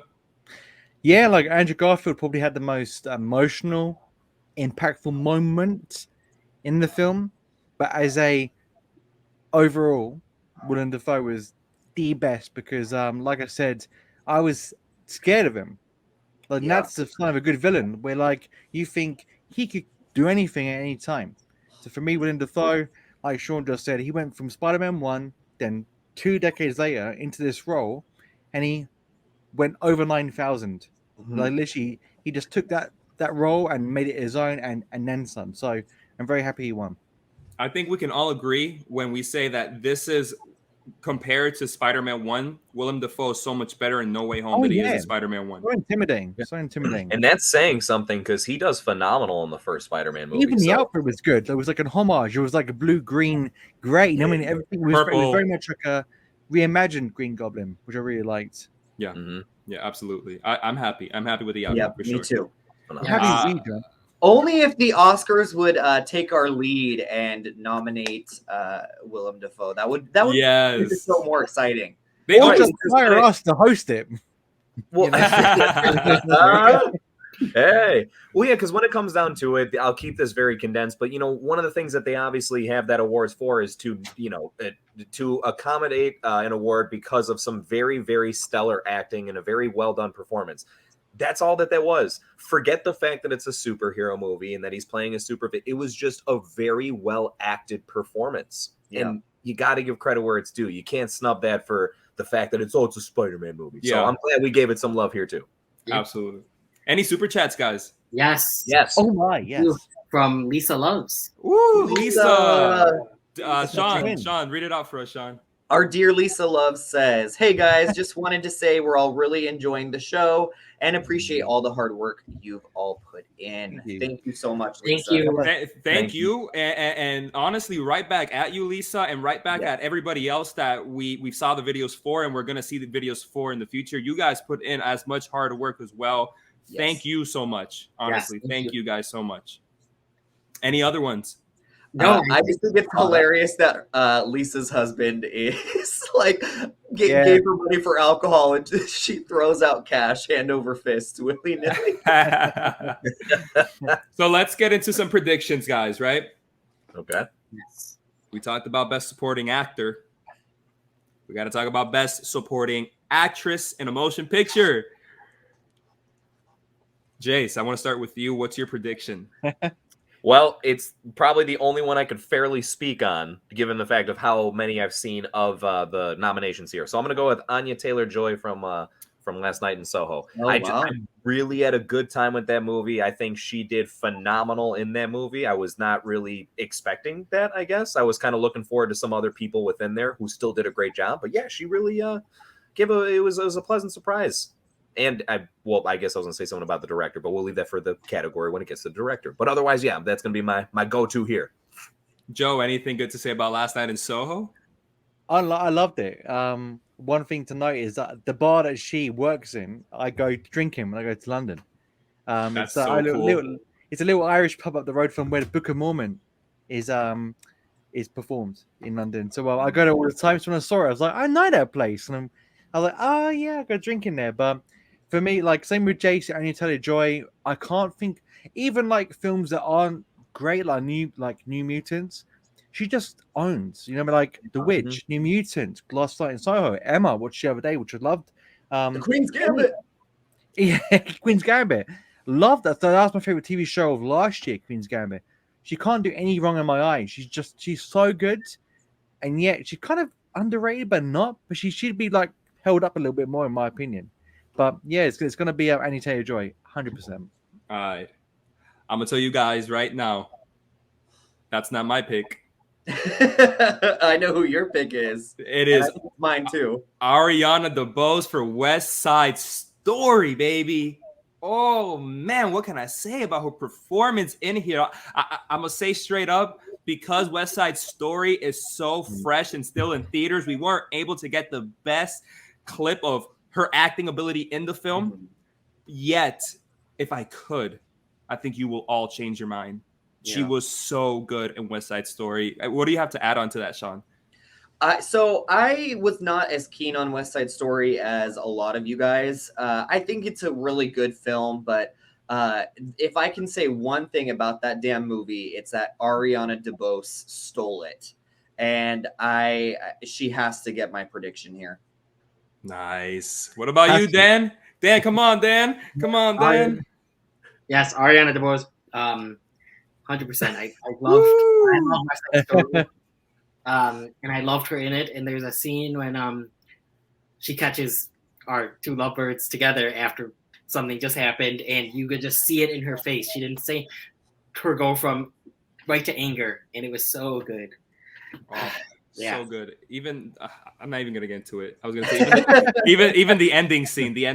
Anyway, it's Anya versus Ariana between the squad. Anya. But what did you guys think? What did you guys vote for? Guys, this presenter. It is Brian from Dragon Movie Guy. Yay! Amazing dude, a big supporter of the squad. We love his content. So professional in his editing and all that. So love the guy. Let's see who the winner for Best Supporting Actress is. Hey everybody, Dragon Movie Guy here. In case we're just meeting, my name is Dragon Movie Guy. I am a film critic on YouTube, Instagram, Twitter, and pretty much all of the social media platforms. Before that, I was a traditional TV news journalist for 17 years. I do a lot of movie reviews, trailer reactions, ranking videos, and as of late, I've been doing a lot of instant movie reviews where I tell you exactly what I think about a movie as soon as I walk out of the theater. And I do a lot of first credits videos where I tell you where today's biggest stars in Hollywood got their start, what was their first professional role, what was their first credit. I want to thank the Cinema Squad for inviting me to be involved in this year's first ever Rubber Ducky Awards, and I will be presenting the Best Supporting Actress category. And the nominees are Anya Taylor-Joy, Last Night in Soho; Ariana DeBose, West Side Story; Florence Pugh, Black Widow; Kirsten Dunst, The Power of the Dog; and Zazie Beetz, 9 Days. And the winner is...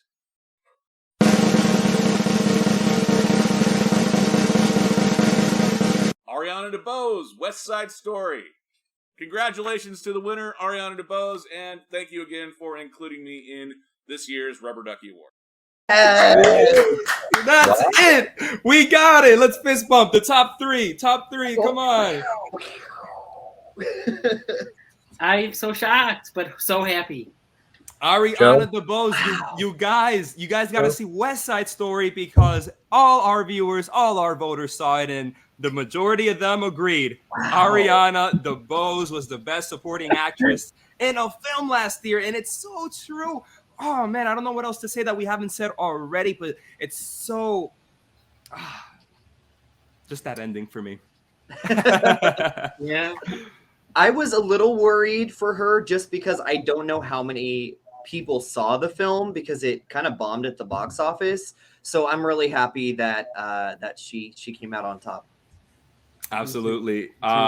So before I get to Dan, let's get a little bit of negativity here. Joe. Personally, I thought Chloe Grace Moretz from Tom and Jerry should have got it, but oh god, maybe a different year, maybe a different timeline. TVA. Timeline. No, but like I've not seen West Side Story. My brother has, and he really liked it. So I can't really say she didn't deserve to win it. But I'm like a massive Anya stan. So for me, I think like whatever she touches turns to gold. And in that film, because I'm from London, so that really resonated with me, that film. So for me, that's why I kind of gravitated more towards that. But until I see West Side Story, wait, what are you laughing at? No, because you're saying because you're from London, and I'm saying that actually maybe plays a part with me a little. Not too much, of course. I always judge the performance by its own merits, nothing else. But definitely the fact that she's playing a Puerto Rican woman, and I'm a Puerto Rican man, and seeing the way she portrays that in 1960s America, I that was a big deal for me with Ariana. So I understand what you mean with the whole London thing with Anya. But I will say that Last Night in Soho is the most accurate depiction of London I've seen in a very long time. Like for me, if that is London I know from the nightlife, obviously in the 60s, but in the modern day, that was like, that's it. So for me, that's why I gravitated towards it more. But Anya for the win. But until I see West Side Story, I can't say anything. So, well done. Jay, it's up to you, man. I am shocked. I'm taken aback. I'm speechless. But that's because I also haven't seen West Side Story yet. So I'm guessing that I will also probably be swept up in the opinion of what you all seem to share here. I don't know if I'll be swept up enough to think that it's better than Anya's, but nonetheless, I mean, I can't imagine that it's anything I would dislike. But again, that's just I will say this as like a personal preference. I've gained more respect and appreciation for musicals as time has gone on, but it's still really not like my go-to, which is mainly probably the reason why I think Anya still might always be like my pick for this category.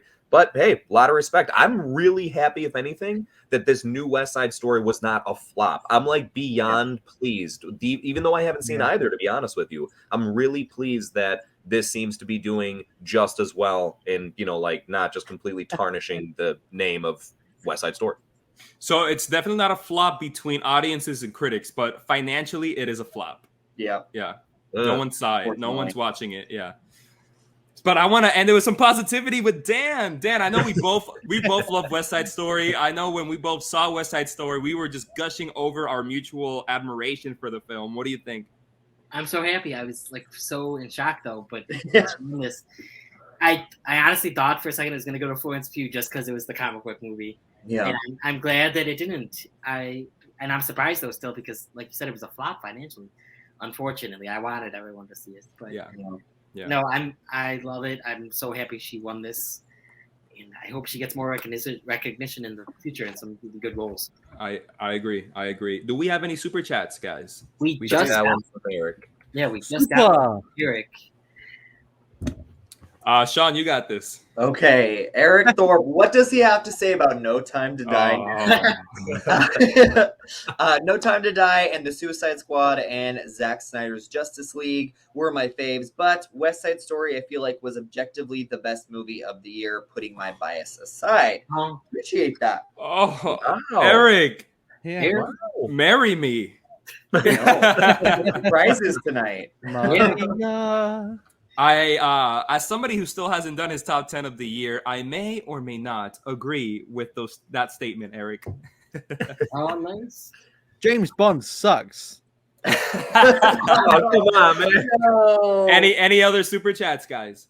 No, we are caught up for now. All right, so predictions time for the next category.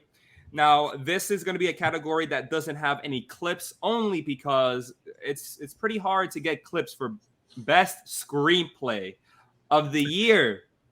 To those of you that may not know, again, I'm not being condescending. I'm sure all of you know, but just in case for those of you watching that may not understand what is a best screenplay, it's the script, it's the writing, it's the story being told with the dialogue and the actions in between, which on paper was the best film of the year, best screenplay. That being said, I want to start off with Dan. So there's a lot of good picks in this category. Yeah. I'm a fan of all these movies, but I think 9 Days is like, I just love that movie. Like after I got out of it, I was like, this is the definition of a masterpiece because I thought the writing was so good. Mm-hmm. So I'm gonna go with 9 Days. I don't know if that's gonna win just from popularity and how many people have seen it, but 9 Days. But I like Tick Tick Boom. Power of the Dog was really good as well. What about you, Jace? I'm going with Steven Levinson for Tick Tick Boom. Nice. It's out of all the ones.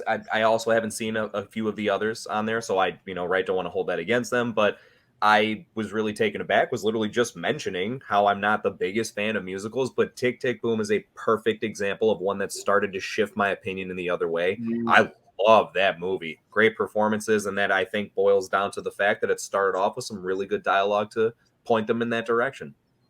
Take it away, Sean. Oh, this one's so good. I love this category. I think all of these films are fantastic. I'm so happy to see Jay Blakeson in here for I Care a Lot. I think that screenplay is so good. But personally, I think 9 Days was my favorite film of last year. And I think one of the many reasons is that incredible script and how profound it is. So I'm going to go with 9 Days. I don't know if enough people have seen it, but I'm going to stick with it. Joe. I've only seen 2 out of the 5 nominated. So 9 Days, Mass, and Power of the Dog are still my 2 watch lists. I can't say much on that. But with Tick Tick Boom and I Care a Lot, been one I've seen, love Tick Tick Boom. It was great. Really enjoyed that one. But for me, I Care a Lot. I've not smiled for all the wrong reasons more. It's a great way to put it. And it was down to Sean. Sean put me onto this film very early on in my YouTube career about I Care a Lot. I loved it. Like literally, I smiled from the second one to the last very moment. It was great. So I know it won't win, but the good thing about this whole show tonight is we're pointing people in the direction of films that we really enjoyed, that we recommend, and to go and watch at some point in the year. So I Care a Lot, but yeah. Good point there. Happens, yeah. Good point there, Joe.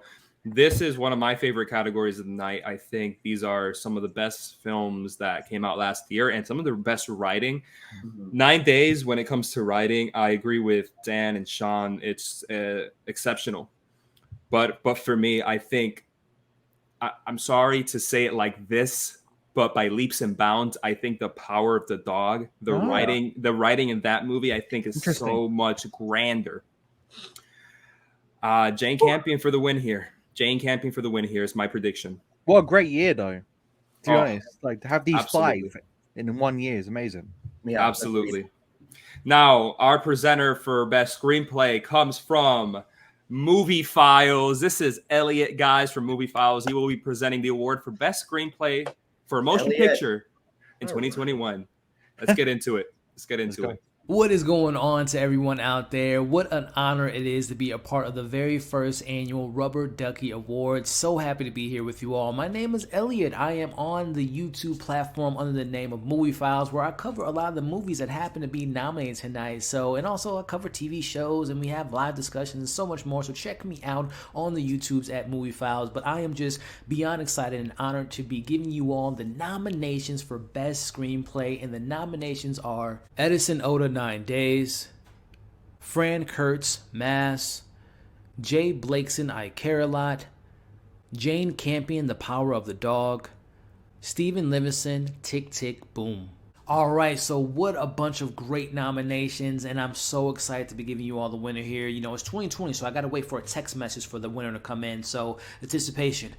All right, it still hasn't come in yet. It's a little hot in here, right? Am I the only one that's hot? But okay, here it is. I just got the text message, and oh, wow. This is well-deserving. So your winner for Best Screenplay goes to Stephen Livingston for Tick, Tick, Boom. Hey. Yeah. Well-deserved. Right. Yeah, well-deserved. Well-deserved win. Jace, take it. Take it away, Jace. Yeah. Man, I'm really kind of shocked here. I didn't actually think that was going to take it as much as I threw my hat into the mix there. I was like, all right, I'm going to hope for the best. But I thought for sure that one of the other ones maybe was just, I don't know, looked at in a higher regard or something because musicals, I don't know. I feel like sometimes like with superhero movies, they kind of get pushed aside in their own separate category. So I'm really happy to see that ended up going through. Nice to all of you that voted out there and picked that one. Hey, thumbs up for me. Yeah. Not like it's bad if you pick something else. It's your opinion, but hey, virtual pat on the back. Well deserved. Not my pick, but like the Mitchells versus the Machines winning over Encanto. I love the film, and I love the writing in the film, and it's well deserved. And I'm so happy to see Stephen Livingston here. And I hope it hasn't, but I wish it translated to the awards race this season with the Oscars and SAGs and all those type of awards, because it hasn't, and I wish it would, because it is a great screenplay. It really is. I think Tick Tick Boom really connected with audiences, it seems, and just the fact that it's on Netflix too, I think really helped its chances here. But once again, all 5 of these screenplays are just pretty incredible, and if you haven't seen any of them, please go check them out. Yeah. What? How do you feel, Joe? I'm happy because I love stories, especially films like this that point me towards a person's life that I didn't know about. I didn't know about Jonathan Larson. I knew about the stage production Rent. I didn't know about the man behind it. And when you just find out about his life and what a talented but ultimately wasted, not due to his own issues and stuff, but I think it's an amazing film. And if no one's seen it, definitely watch it, because what a talented man, and what a great tribute to him via this film through Netflix. Even though I love I Care a Lot, check it out. But I'm very happy Tick Tick Boom won. Anything bad to say about Tick Tick Boom, Dan? No, I think you guys have said it all. I loved it. I think it's also hard to write a good story about someone's life, and to add a musical to that, I think that they did a great job with the script. It's amazing. Yeah. Good points. Love you, Dan. Any discussions? Not discussions, super chats. You messed me up, Joe. What are you guys talking about tonight? Subway sandwiches, hot dog. No, there's nothing in the super chat. Nice. All right. So let's get to predictions. Let's do it. Want to let all the viewers know we have 5 more categories to go. We're almost done. What, Joe? I said that's 5 more categories before the next 100.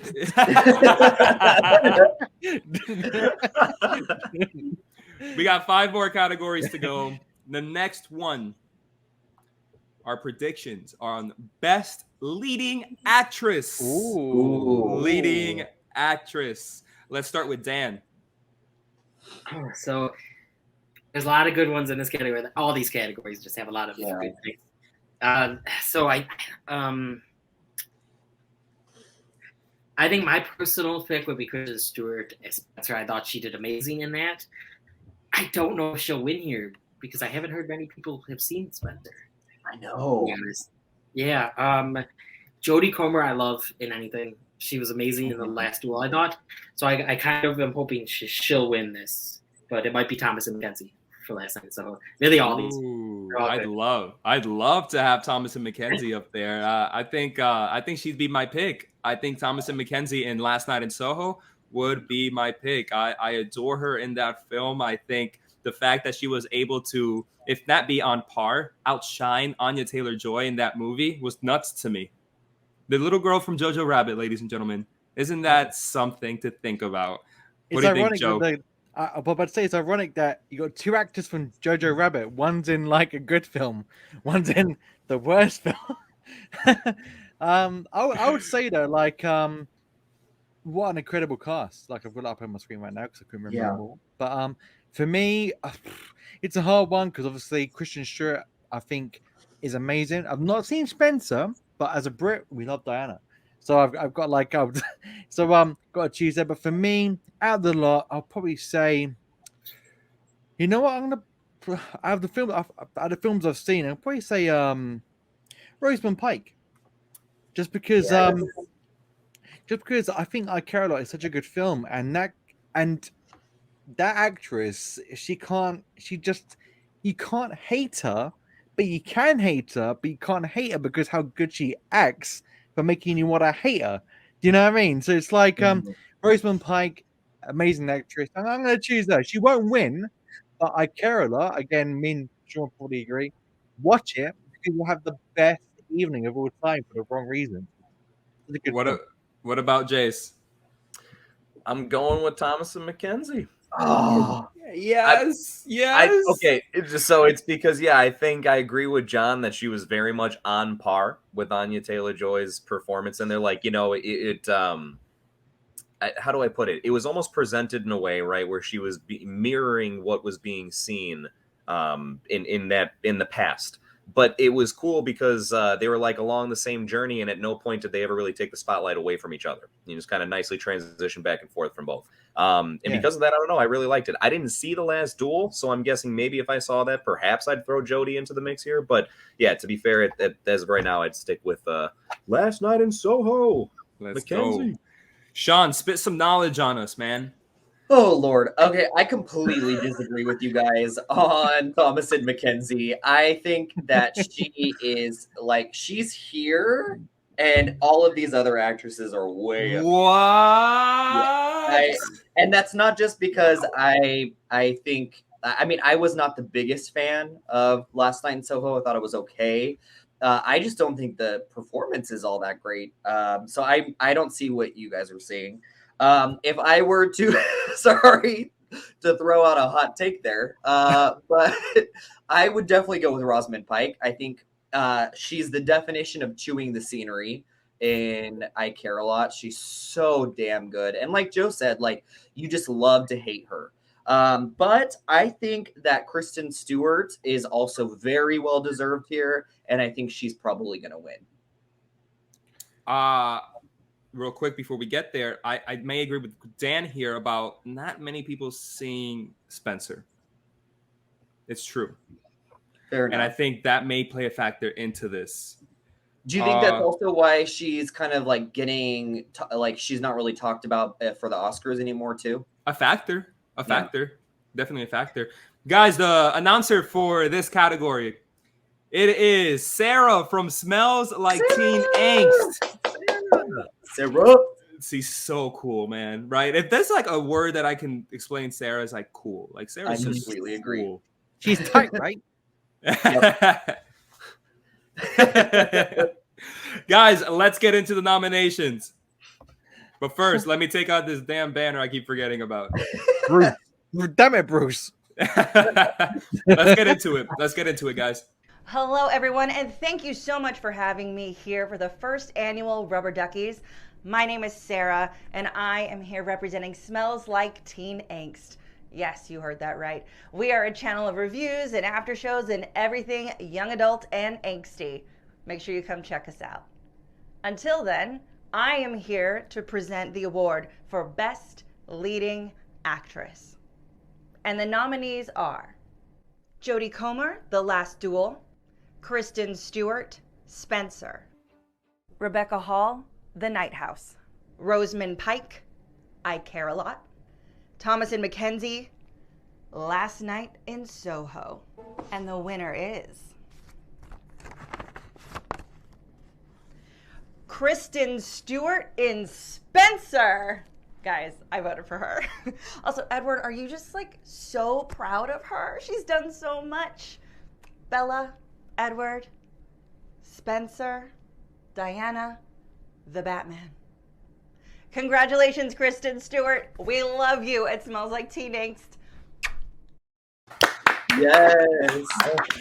She got it. She got it, guys. Well deserved. I guess a lot of people did see Spencer.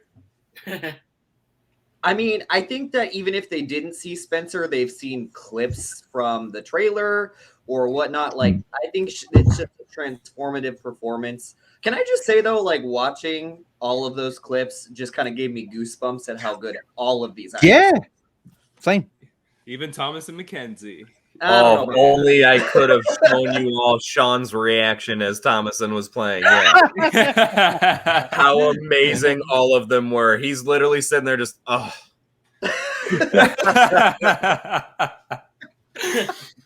Oh my god! I did forget about Rebecca Hall only because I haven't seen The Night House yet. I know, Joe, you've seen The Night House, right?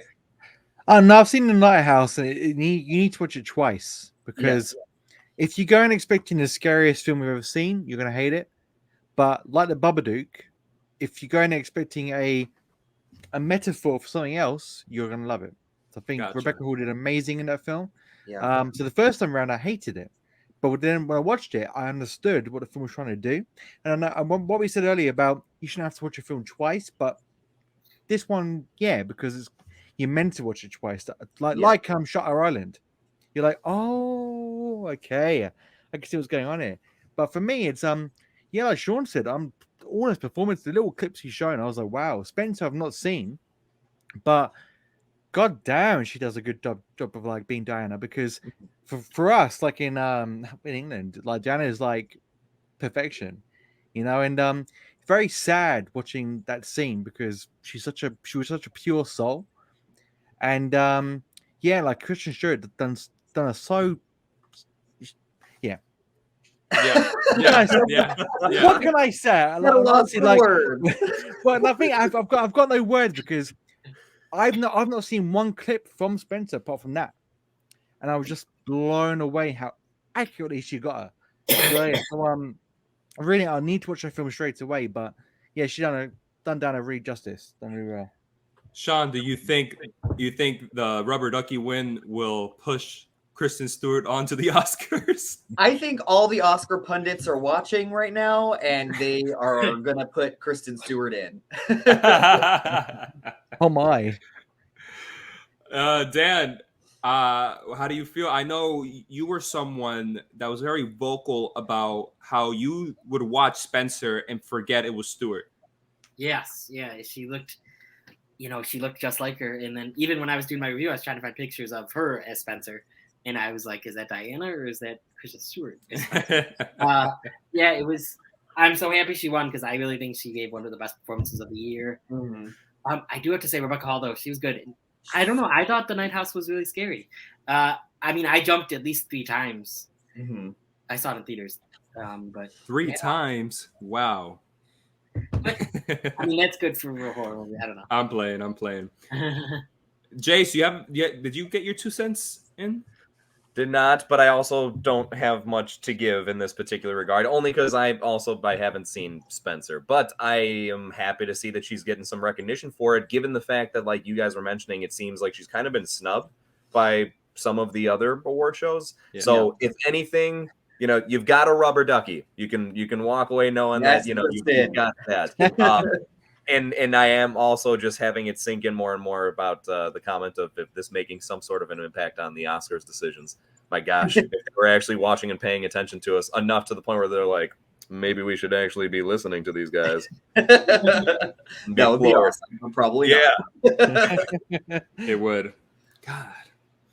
Other than that, we have a super chat. Yeah, I was gonna say, do we have a super chat? Yes, we do.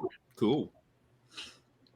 Spencer is medicine for a mental cage. I experienced true freedom with this film. Kristen Stewart brought it. What poetry? What Yes, poetry I from know. Brandon?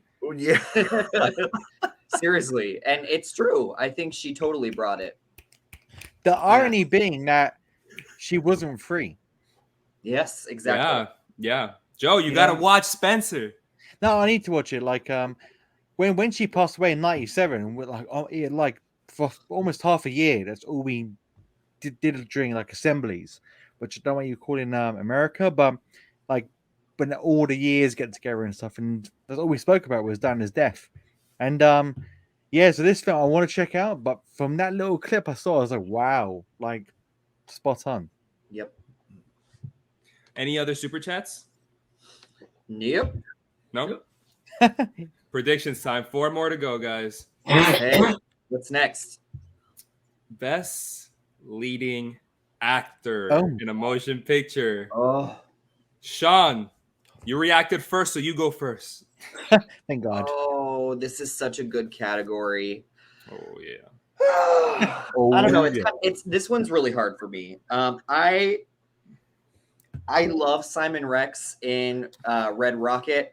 I think if more people, I mean, I guess people did see the film because they voted for it. But I don't know. It just from going from a MTV VJ to this role, I think it was just perfectly suited for him. But my personal favorite is by far Nicolas Cage in Pig. Talk about an actor who has just been kind of riding by his coattails for the longest time, and to come out with this movie that we all thought was going to be this kind of like another just crazy Cage John Wick ripoff, and it was absolutely not that.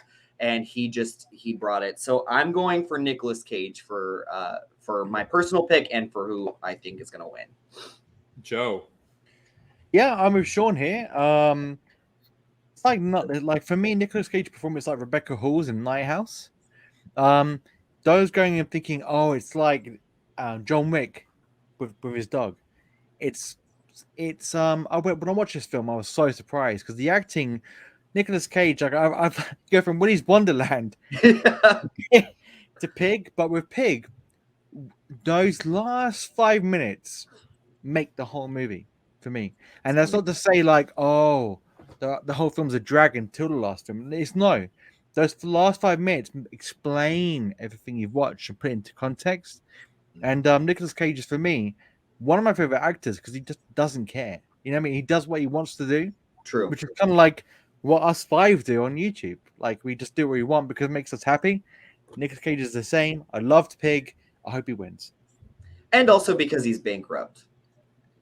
Hey, he likes buying porcelain dolls. I doubt that a lot of those direct-to-DVD movies he did just for shits and They're gigs. all amazing. Like, what was the one? Ghost of the Prison Land. Oh, Jace, I want to throw it to you. What's your prediction? Gonna say that my personal pick is Andrew Garfield for Tick Tick Boom, and well deserved. And I do hope that honestly that maybe he's even got a chance for this. And I think actually I'm going to stick with that as my prediction. But I do want to say now that I've gotten a chance to see Pig that I'm really happy with Nicolas Cage's performance. Kind of piggyback off what Joe said very quickly here. He mentioned about, don't expect to see John Wick going, on a murdering spree because they killed this dog. This is a very much more refined, composed performance that you wouldn't expect from him. And actually, I'll throw into the mix for just a moment that he does have a brief moment in the movie where he kind of snaps. So you do still get a chance to see like crazy Nick Cage for at least a little bit. But yeah, he does a really good job in that movie. So I'm torn between the two, but if I have to pick one for a prediction, I'm give it to Andrew. Nice one. What about you, Dan? So I said basically everything Jay said. I think Andrew was one of the best performances of the year in Tick Tick Boom. I loved him, but yeah, I think Nicolas Cage did such a good job in Pig, and I was not expecting to like that movie half as much as I did. But it was very good, and he was a lot of the reason. He just brought such an emotion to that role. So I don't know. I think I'm going to stick with Andrew though. Just like James. You guys are forgetting the future winner for the Oscar for Best Leading Actor, and that is Will Smith. I knew you were gonna pull that. and King Richard. That's my prediction.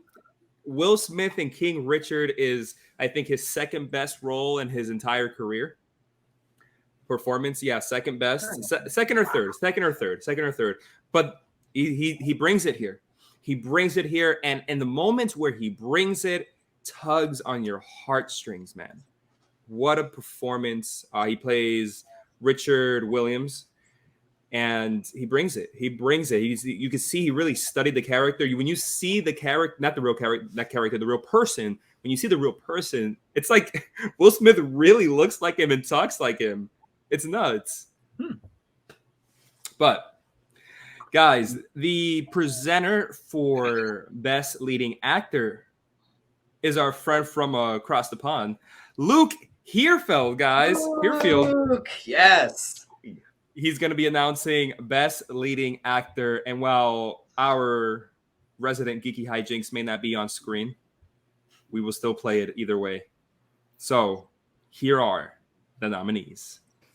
Hey up guys, my name is Luke Hearfield. I am a British film, TV and popcorn culture vlogger. I also have a speciality in award season. That's right, I love talking about the Oscars, I love predicting them. So it was an absolute honor when the boys asked me to be part of the first ever Rubber Duckies Awards. They've given me the pleasure of announcing the first ever winner of Best Actor. So, shall we find out who the nominees are for Best Actor? In this category, we have Nicolas Cage for Pig, Benedict Cumberbatch for The Power of the Dog, Andrew Garfield for Tick, Tick, Boom, Simon Rex for Red Rocket, and Will Smith for King Richard. And the winner of the Rubber Ducky Best Actor Award is... oh, it's my homeboy, Andrew Garfield for Tick, Tick, Boom. Yes, the roster Tick Tick Boom continues. What a surprise, dude. Honestly, I thought Smith had it in the bag. I don't think people really connected with that film as much as critics and people thought they were. King Richard, I mean. So what you're telling me is it didn't win the Rubber Ducky, but it's winning the Oscars, what you're telling me. No, I don't think he's winning the Oscar either. I don't think he's going to win the Oscar. No. I put my money. I put money on that, Sean. I think Andrew Garfield's going to win the Oscar. Ooh, I put money on that, man. I'm Smith all the way. Smith all the way. Let's see, Dan. Reaction time, man. No, I'm so happy. I thought he did so good in that movie. Yeah. He really he became Jonathan Larson. Yeah, I'm happy. He was my number one vote. Well, Jace, you picked him as well. Man, yeah, I absolutely love that performance so much. I agree with what Dan said. He really became that guy. And I think that the fact that he also sang, I thought that was really cool. It's not always, done with stuff like that. So that was just made it that much more respectable. Also, I saw an interview with him not too long ago where he explained this little cool side story where apparently one of the songs was an unfinished song of the actual guy, Jonathan Larson, mixed with one of his moms. So Andrew Garfield's mother's unfinished songs that they kind of blended together. And I didn't realize that Andrew's mother has passed away for at least I'm not sure when, but he mentioned it was how beautiful an experience for him to be able to play this guy, do that so well, but then also have a chance to then do a finished version of one of his mom's songs mixed in with that, and then be able to sing and everything. He mentioned it right. It was a real moving and emotional experience, and that made me just respect it all the much more. So I'm really, really happy that he happened to take the W here. Deserve it, Andrew. And I'm jealous of his hair in that movie. So good. So good. But not as good as Joe's hair. Oh, stop it, will ya? Yeah, saucy man. So basically, Simon Rex is basically me every working day of my life. I was literally, I've not seen Red Rocket, but I was like, I get that dude. But for those who have never seen Pig, that scene is amazing. Yeah. It's like a guy that's doing something that he doesn't want to do, but he's doing for money and the clout, and he hates himself for it. That seems so powerful. But for me, like Andrew Garfield, I loved his whole performance to boom. I loved it. But what I will say is I've not seen one clip from King Richard, and that little sequence of Will Smith, I was astounded because that wasn't Will Smith. I was like, that was just he looked like Will Smith, but that was a different guy. You know what I mean? Yeah. So I want to watch that film now just based on that little clip. But like we also said earlier, just the fact these are the films we got last year. Yeah. How lucky are we? So So check them all lucky. out if you can. So lucky. Sean, how'd you feel about Garfield? I feel great about Andrew Garfield. I think he became Jonathan Larson in that film. And like Jay said, like with the singing, like I was shocked. I was like, okay, Andrew Garfield's going to be singing in this movie. It'll be okay. Like, but he just killed the singing. And I don't know. It's just such a good role. But I will have to say, out of all those clips, the only one that gave me goosies was Nick Cage's clip. Like that just like, whoo, like just gave me chills. Brutal scene. Yeah. Honestly, what great performances all around the actor race this year. And wow. That being said, do we have any super chats? Nope. All right. We got three more. Three more. Let's do it. What are our predictions for best acting ensemble of the year? A category that I may say the Oscars need to have. Yes. 100%. Let's start this with Dan. All right. No, I agree that the Oscars definitely should have this category because it's an important category. So I love Dune so much. I think that Mass, though, has just a great ensemble. All four of them do an amazing job. I saw Florentina mention that she's mad that Jason Isaacs didn't make it, but I'll call him out here. I think he was so good. All four of them were really good in that scene. I don't know. I love West Side Story. It's hard. This is a great ensemble. The Harder They Fall had an amazing ensemble. Yeah. This whole group really is good. I think Mass is going to get my vote for this one. I think for me, it's going to West Side Story. I think that is an ensemble piece. I love West Side Story. I was so mad when they didn't get the SAG nomination for Best Ensemble, which you can check out on my channel, by the way. How do you miss West Side Story? Anyhow, we didn't miss West Side Story because I think it's going to win the Rubber Ducky for Best Ensemble. Now, with Mass, I will say this. The thing about Spencer, we thought no one saw it. Has anybody seen Mass? As much as Spencer, at least? No. Yeah. So I don't think that's in its favor either. What do you think, Sean? Yeah, so that's the one problem against Mass, because if everyone had seen Mass, it would be winning this category, hands down. Sorry, John. I don't know. I don't know. I think Best Ensemble, the reason that that Best Ensemble should exist is because of Mass. And we didn't nominate Mass for any of the solo acting categories because Mass is an ensemble movie. It's all four of them you couldn't have without these four performances. So I think Mass has four of the best performances of the year, and it should 100% win. Well, let's see if Mr. Jace agrees. No, I'm going to go ahead and go out on the limb here. And I'm going to basically say the one that I don't think any of us mentioned, so I'm going to mention the Suicide Squad. Yeah, I'll put it this way. I know it's a shot in the dark to think that the majority voted for it, and I wouldn't be surprised if Dune actually took it here. With that being said, I very much put my own opinion towards the Suicide Squad. I just think that there was a lot of characters in there that I didn't expect to really end up liking at all. Like I kind of looked at them as like, oh, they're probably the ones that are going to die. And there were some that, for lack of better terms, didn't. And that I ended up liking a lot. Like I walked out of there, like actually given, a bit of a sheesh about a lot of those characters. So good choice. That's a really good point, Jace, is like, even though, that is kind of a spoiler, a lot of them don't make it. I think that there was a lot of characters at first that I was like, I could not care less about this Ratcatcher 2 lady. What? And at the end, I was like, oh my god, I love her so much. I want it like.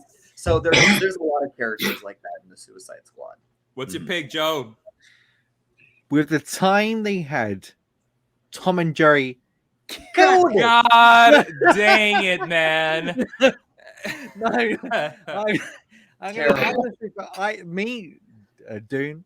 I know the film's not perfect because they never knew they were getting a sequel, but I just loved it. I think that the cast were amazing. I've not seen most of the guy. I've not seen Mass, Holiday for or West Side Story, so I can't really chip in and say they didn't deserve it. But for me, Dune, loved it. So we got 2 Mass, 1 Suicide Squad, a Dune, and a West Side Story. All And walk Tom into and a bar. Jerry. They all walk into a bar. No Love for the Harder They Fall. That's such a great cast too. It is. I think I put Harder They Fall in there. But yeah, that's a good guess. Guys, our fellow YouTuber will be presenting Best Ensemble. It is Florentina Facanti. Yeah, boy. Represent. Yo, y'all gotta check out Florentina. What an awesome person. And what a great category that kind of encapsulates what she's all about, right? Exactly. So let's get LDN. so let's get into this, guys. Best Acting Ensemble of 2021. Hello. If you don't know me, I'm Florentina Facanti, and I am very honoured to have been invited to take part in this very special event. I have a fairly eclectic mix of TV and film content on my channel, as well as a lot of theatre, because I'm a massive theatre nerd who spends most of her time in the West End. So if that sounds like your cup of tea, come and join me. But tonight, I will be announcing the award for Best Film Ensemble. And if you're familiar with my content, you will know that is very on brand for me. If I made a word cloud of all the videos that I've made, ensemble would be one of the biggest words. How a whole cast is working together is one of the most important factors for me while watching a film, whether it's sci-fi, drama, action, western, or musical. And it just so happens we've got one of each. What are the chances? And the nominees are Dune, Mass, The Suicide Squad, The Harder They Fall, West Side Story. Oh, let me get my prop. Bear with. Let me fix my hair. Got a prop. Very professional. And the winner is Dune. Okay. Let's the only one who voted for it. Hi everyone. I'm gonna be honest. I've not seen Mass. I've not seen West Side Story, but that clip of Mass blew me away. What amazing acting that was in that one particular scene. West Side Story. My brother loves that film, as does his fiance. So I want to see that film. But Dune, I feel bad now because the other two are bad. But no, I'm happy with Dune because it's not perfect, but I fell into my TV. I literally was inside the film. I was so engrossed. I'm happy it won. Dune definitely has a great cast. There's no doubt about it. And they all did a great job together. I guess the reason why I didn't pick it is because, and I don't know how much of a hot take this is anymore. Maybe it's still a hot take. I didn't really enjoy Dune. I thought Dune was a very mid-tier film of 2021. I just didn't like it. I thought it was half a film. And even that half was just, But the cast is great. I'm not mad that the cast won. Good on the cast. Well-deserving win, I'd say. What do you think, Jace? I literally would have. You stole the words from my mouth, John. That's exactly how I feel. I am still excited to see the part 2, because I think then we'll get the full scope of everything. And I think, to be fair, it'll make, you appreciate what happened with part 1. But yeah, movie aside, the cast itself is absolutely a great cast. So that's very fitting to win this category. I can't say I'm upset with that at all. Sean. I'm a little disappointed.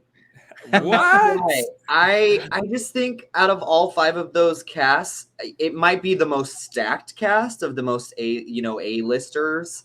you know, Timothée Chalamet and Zendaya and stuff. But like, I don't know, like the most impressive ensemble, I think the other four are stronger. Wow. Yeah. I won't fight you on it, but I will disagree. But I won't fight you on it. It's a good point. I get where you're coming from. Yeah. Where you're coming from. You know what, Sean? I think it's just it's like the names are cool for the Dune cast, but I think actually just to echo your point is that it's the other people in the other movies. They're more so cohesively work together as a group. Where at Dune, you just kind of have individual cool names, and it's not that they never work together cohesively as well. But I think the other movies they're a more integral part of how they work together, right? Where Dune is just like, wow, it's Jason Momoa. It's the All-Star game. And Chase, you hit the nail on the head here, and that's what Ensemble is all about. Is an ensemble is like the movie can't be the movie cannot be the movie. I'm trying to speak right now. It would not work without every single actor in the film, basically. Right. And I think that that's what best ensemble is. And Dune, unfortunately, I just don't think that every actor is integral to the role. The movie. I'm gonna chime in quick. I haven't seen it yet, but based on what I just saw, West Side Story kind of like had more of my attention than the rest. So for me, like I was gripped. I was like, I want to see this film. So yeah, if I'd watched it, I think I would have seen the West Side Story. Ooh, Joe, I love you so much. Let's get out of here, Joe. Think of what he does. Dan, what are your thoughts? So stupid. I love Dune. It's in my top 10. But at the same time, I kind of agree with what like Jace was saying. I feel like it's an ensemble, like it has a big cast and a really stacked cast, and I think that they do a great job. But I don't think it's as ensemble as Harder They Fall. I think Harder They Fall has a great ensemble cast, and they all work off each other very well, and they're like obviously having fun. Suicide Squad, the same thing, although that's my least favorite of the movies on this list. But Mass, I just thought was amazing. All four of their performances were so good. And West Side Story, again, I would have been happy if West Side Story won as well.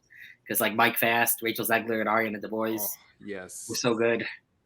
Good point. It's like I said earlier, how lucky are we that we even get to choose from these 5 films? True. You know what I mean? It's like there's no losing. It's a win for everyone. Yeah, completely agree. Any super chats? Nope, not at the moment. All right. Two more to go. Two more. Dos minutos. What is the penultimate category? It is best direction in a film. Best director, guys. Best director. Dan, who's gonna win best director? Steven Spielberg for West Side Story. Dan. Hey Dan, let's get out of here. Yeah. Oh my god. I love his direction. John, you said it before. It like makes it a new film, almost than the original. You know, his direction's so good, and the cast just comments it. But yeah, I just love his. I love his direction here. I think though this is a good category. I say that for every category, but I'll jump right off of that, Dan, because I didn't nominate West Side Story for writing. I thought that the writing was good, but it's almost a carbon copy of the stage play / original back in the day. What makes this movie better, what makes this movie an all new experience is that we are seeing it through the eyes of Steven Spielberg. That is it. And the whole movie was a trip and a half. I adored it. Steven Spielberg for me as well, Dan. What about Joe? There's some great contenders here, like Edgar Wright, Denis Villeneuve. Yeah. But I'm gonna pretty much say I've not seen it. But for me, and that's what I love about the show tonight, I've seen clips of everything. And it's kind of like swayed me towards certain directors or certain performers. And for me, I've not seen it, but I'm gonna choose Spielberg. Just because I've seen the original movie, West Side Story. I saw it years ago, but for me, like just from the clips I've seen, I'm like, don't stop. What are you stopping for? Carry on. I want to see the rest of this. And for me, like Spielberg is like a massive. He's like my hero. Like for some, it's Muhammad Ali. Spielberg is mine. and to see what he's done here, I'm literally going to watch it this week. And Yes. so I'm picking Spielberg because it just engaged me tonight with the Yeah. clips I've seen. Dan, Joe, let's get out of here. Fajitas! I want to Very go to outside. I want to go to Sean's predictions here. Well, John, I'm not going anywhere with you, I guess. Sure, no. I am gonna go with Denis for Dune on this one. I know I was just talking about the ensemble not, being disappointing. Saucy. But for me, Dune would not be Dune without Denis. And his vision for that film, I think, is what makes it so incredible. So I don't know. I don't know if people are gonna go for it, but I'm thinking Denis for this one. Denis my number 2. My number 2, I believe, is Denis. What about Jace? I'm going to go with some that I think it's not because it's the greatest movie, but just because as far as like a director's vision, I was really impressed with how Last Night in Soho came together. So I think Edgar Wright deserves a lot of credit, honestly, as far as the visual masterpiece that he kind of presented in that, without obviously trying to over exaggerate, but really like the blend of when it goes back and forth, or the transition, I should say, when it goes back and forth between the old and the modern day type scenes and everything was really cool, trippy, like a bizarre thing, but in a very fun to watch way. So yeah, I'd probably lean the most towards that out of everything. Great choices all around. Great choices all around. There's so many good picks for directors. So excited. So because of the way Best Director is set up to be, there aren't going to be any clips for Best Director in the same vein of a Best Screenplay. There will be pictures, though. And the presenter, I'd like to welcome the presenter. It is D Movie Man. Man, that's what I'm talking about. Love the D, man. D is just the best, right? That's all I can say. He's just the best. I love the D. I love the D. Let's get him out of here. This is a family show. A family show with best sex scene as a category. Sean. All right, guys. Are we ready to see what the nominations and winner is for Best Director of the Year? So excited. Let's get it. Hey, everyone. This is D Movie Man, fellow cinephile, popcorn addict, and emerging film critic. Coming to you with reliable recaps, reviews, and reactions. And I am more than elated and honored to be with you all tonight at the Rubber Ducky Awards. If films are like jigsaw puzzles, then every cast and crew member has a hand in helping place each piece in order to complete it. But there's also a very specific role, which requires one to see the final image without pieces and even without a foundation. Tonight, I'm proud to present the award for Best Director. Denis Villeneuve, Dune. Edgar Wright, Last Night in Soho. James Gunn, The Suicide Squad. John Watts, Spider-Man No Way Home. And Steven Spielberg, West Side Story. And the Rubber Ducky goes to...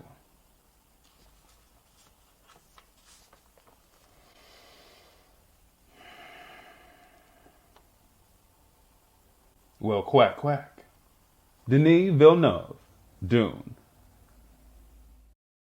Oh, I'm shocked.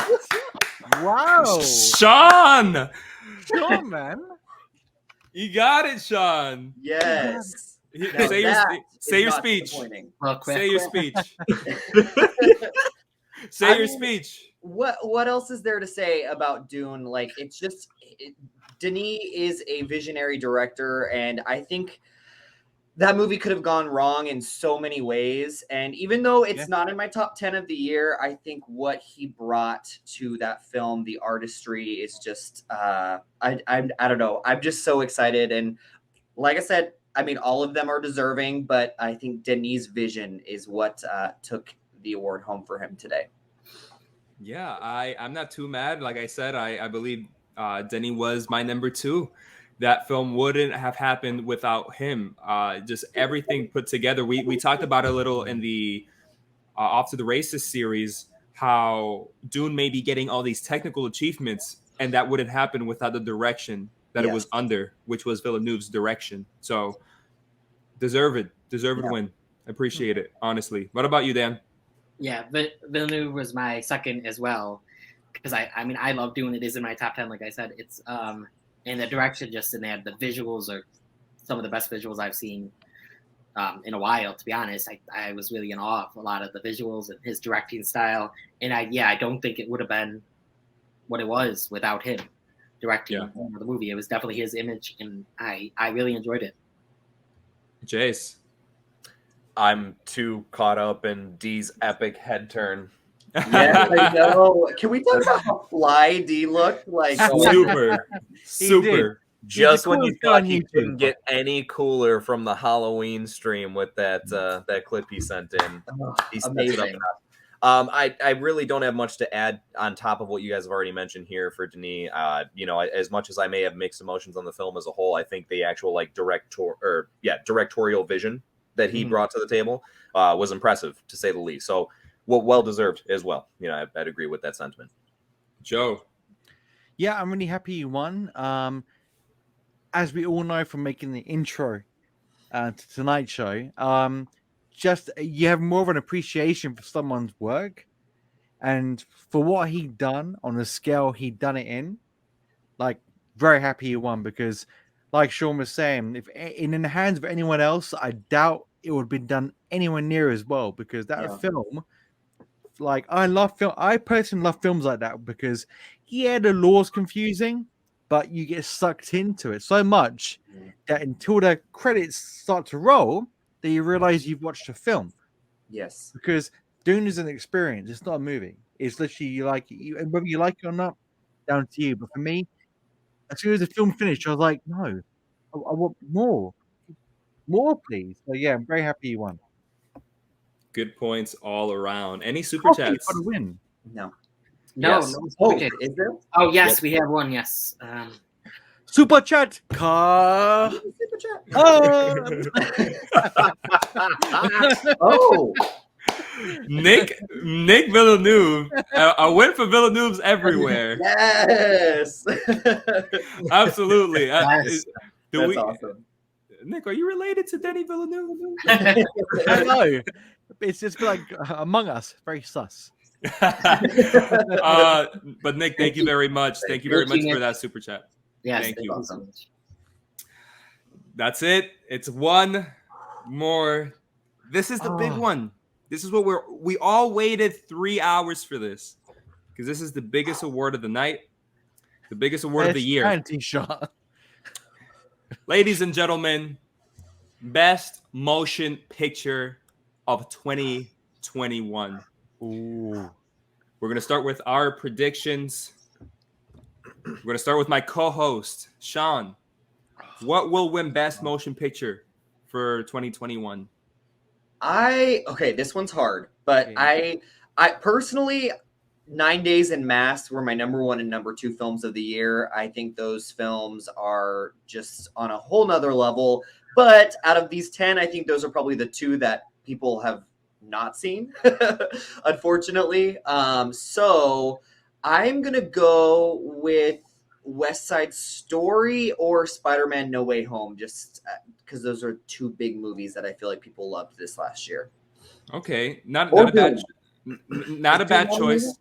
Yeah. Not a bad choice. And I think I have the same mentality as you, Sean, with Spider-Man No Way Home and West Side Story being like these kind of big movies that people are loving. I can see those for sure. Now, with the last 2 going to Dune, could it be a Dune 3-peat? That's a possibility. I mean, let's go to the Dune lover down below. Joe. Me? I don't want to be awkward or anything, but I'm looking at the nominees, but I can't see Tom and Jerry there. So, stupid. I got kids to feed. Super chats, come in. No, I'm gonna say I'm gutted I didn't watch West Side Story, because it looks so good. like from the little, like I said, from the little clips. But for me, I'm a huge Spider-Man fan. Ever since I was a very young boy, watched like back in the 70s, the terrible 70s TV show. So for me, I'm gonna say No Way Home but it's so hard because look at that list. Last night in Soho, Pig. What I will say though, two things. One, anyone that's watched this stream for the entire thing, watch these films we've mentioned because whether they're big blockbusters like No Way Home or the little indie hits like Pig, they're all amazing. And I've still yet to watch 9 Days or Mass. So I've got to watch some of these films, West Side Story. Make sure you watch these, but also thank you to everyone that's putting their nominations. Like everyone has helped us out, like doing the car host, helping out with that as well. But I'm gonna say Spider-Man No Way Home because Spider-Man Stan, and I was like we spoke about early in the year, Dan. It could have all these rumors, were they true, were they not? And they were true and beyond some. So for me, Spider-Man. Jace, do you share that sentiment? Absolutely. I think it's going to Spider-Man. I feel like this one, not to throw any shade towards any of the other nominees here, but I think this might be one of the most obvious out of all the choices here. And I only say that because, again, not to make it sound like, oh, it's leaps and bounds better than everything else. I just think that the collective, consensus here is going to lean towards Spider-Man. If there's anything to say, to really put it in its favor, is I think anyone that's gone to see that movie can agree that the actual experience of seeing that in a theater is not anything that's been matched since Avengers Endgame or Infinity War or something like that. I've never been inside of a theater where so many people have audibly reacted in such a genuinely emotional way. So I think that obviously speaks volumes as to why it should be in this category, as a nomination, and then also why it deserves to win. Jace, that was beautifully said. Thanks. Thanks, Sean. Dan, do you share that sentiment as well? Yeah, so I pretty much agree with everything Jace just said. I know. The theater experience was amazing. And I just think from popularity, I think Spider-Man is going to win this. And like Jace said, that's not to say that it's better than all the other films. Even though it's probably my number one over there. But so I'm going with Spider-Man. I think Spider-Man will win. Spider-Man's taking over. I think it's gonna win. Okay, guys. So this is a bit of a surprise. This is news to many of you who may not know. Who is the presenter for Best Motion Picture of the Year? To you guys watching, maybe you guys in our community thinking, who are they missing? Well, believe it or not, guys, it's none of our close personal group. We were able to get Sean Chandler from Sean Chandler Talks About to present the award for the Rubber Ducky for Best Motion Picture of the Year. What? I still can't believe it. I know you guys are screaming behind the camera. Nani? So this is it, guys. Last one of the night. Are we ready? Yes. Do it. Yes. Go on, John. Let's go. Hi, my name is Sean Chandler from Sean Chandler Talks About, and I will be announcing the Best Picture category. Now, this was an interesting year for movies because 2020 took the year off, dumped all of its movies in 2021, so it was like 2 years worth of movies in 1 year. That means there was just a lot of stuff and a lot of great movies. But which was the best film? Here are our nominees. A Quiet Place Part 2, Dune, Free Guy, Last Night in Soho, Mass, 9 Days, Pig, Spider-Man No Way Home, Tick, Tick, Boom, and West Side Story. I mean, you just look at that list. You've got a little bit of everything in there. You've got blockbusters, indie darlings, serious sci-fi films, silly movies about video game characters coming to life, and you even have 2 different musicals. But which film was the winner? And our winner is, to see what we have here, Spider-Man No Way Home. That's it. That was it. We all predicted it. It was Spider-Man No Way Home. What a great scene, though, right? That clip. Yes. Sean, thank you so much. That was definitely a treat and a pleasant surprise to have him be a part of that. So a big thank you for that one. And yeah, I am definitely happy to see Spider-Man get the love that I feel as a fan myself it deserves here. And happy that one is taking the biggest award of them all, dare we say. Absolutely, man. What about you, Joe? You know what? I was astounded by that entire sequence. Sean, thank you very much for helping us out, like announce the winners. But for me, and everyone else, by the way, for me, that Spider-Man scene, I got goosebumps watching that. I literally got goosebumps. But for me as well, like 9 days, I was like, I've not seen these films, by the way. But for me, I was just like hit right here. So for me, like, there's so many films I can't wait to watch, but what a list of films to choose from. So for me, like Spider-Man No Way Home, for me, it's the end scene where he gets in his old school costume and swings around New York and the snow.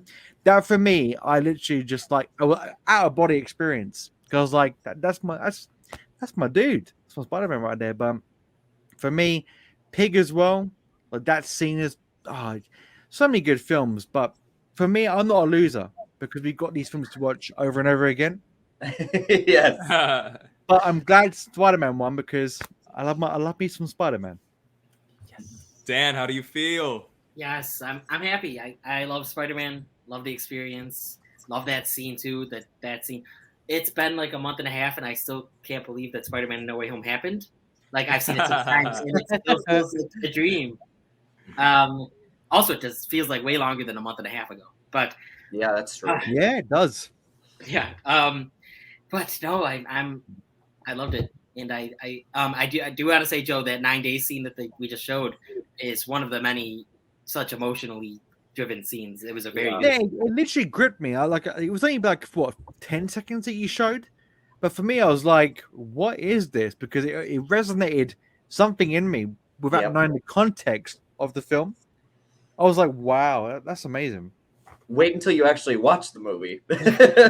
and also last night in Soho, that dance scene. Oh, amazing! That for me, I remember with my mouth just going, because what technical skill that scene was. Perfect. Absolutely, man. Absolutely. Sean. I mean, Spider-Man, it's so well deserved. If there's any film that defines 2021, I think it's Spider-Man No Way Home, because it collectively brought society back to theaters again. And it reminded everybody about the theatrical experience and how special it can be. So because of that, I think it's 100% deserved. Man, Spider-Man No Way Home, what can I say? What a great film. One of Marvel Studios' best films. You know, there may be times where I may not understand why a film may be nominated for certain awards because it's just a superhero film, maybe. Now, when it comes to Spider-Man No Way Home, that is an argument that I just don't understand. I don't understand that argument with Spider-Man No Way Home. And a lot of the time, it comes from people that maybe haven't even given it a chance, because Spider-Man No Way Home is a lot more deeper than a superficial superhero genre type of film. There's a lot of roots there. There's a strong foundation there, all mixed in with fan service. And just because it has fan service doesn't mean that it's any less a film than the next one that we were nominated. It's a great film. Absolutely. And I'm happy. I'm happy that it won. My pick was West Side Story. but I'm happy Spider-Man won. I think what a movie to kind of encapsulate what the best movie of 2021 is. Like it encapsulates 2021. What a year though for film. Yeah. What a year. Absolutely agree. Guys, I think that's it. We did it. Our first ever Rubber Ducky Awards. A great turnout. people were just firing comments, talking to each other. The presenters that we've had, a big thank you to all of them. Yes, round of applause to all of them. You're Thank perfect. you all. Thank you so much. And I'll bring it up again. I'll bring up the picture. But if any of you have not been subscribed to any of the presenters that you saw tonight, go down to the description below. We have all of their links. You'll love their content just as much as we love their content and as much as we love them. And guys, don't go anywhere. Yes. Go down to the description below because in a few minutes we are partnering. What? What? We're gonna party hard. Party hard. We're gonna party hard at the after party. We may or may not be getting a surprise appearance from Mr. Anthony Fever Dreamland Theater and Duck Dude. And Duck Dude. Duck Dude. Link in the description below, guys. All regular comments will be taken there. All new regular comments, I should say, will be taken there. So go to the after party. We're starting in a few minutes, guys. We're gonna party hard. We're gonna party hard. You've never seen partering like this. That being said, guys, we don't have an outro for you other than our thank yous. And what a successful turnout for the first annual Rubber Duckies. One more year to go for the second annual Rubber Duckies. We love you all. We love you all. Thank you so much. Yes. We love all of you. Guys. Thank you. Thank you. Thank you so much. Namaste. Yeah, boy. Thank you guys for coming on. We'll see you all on the Cinema Squad's official YouTube channel. Till next time, movie fans.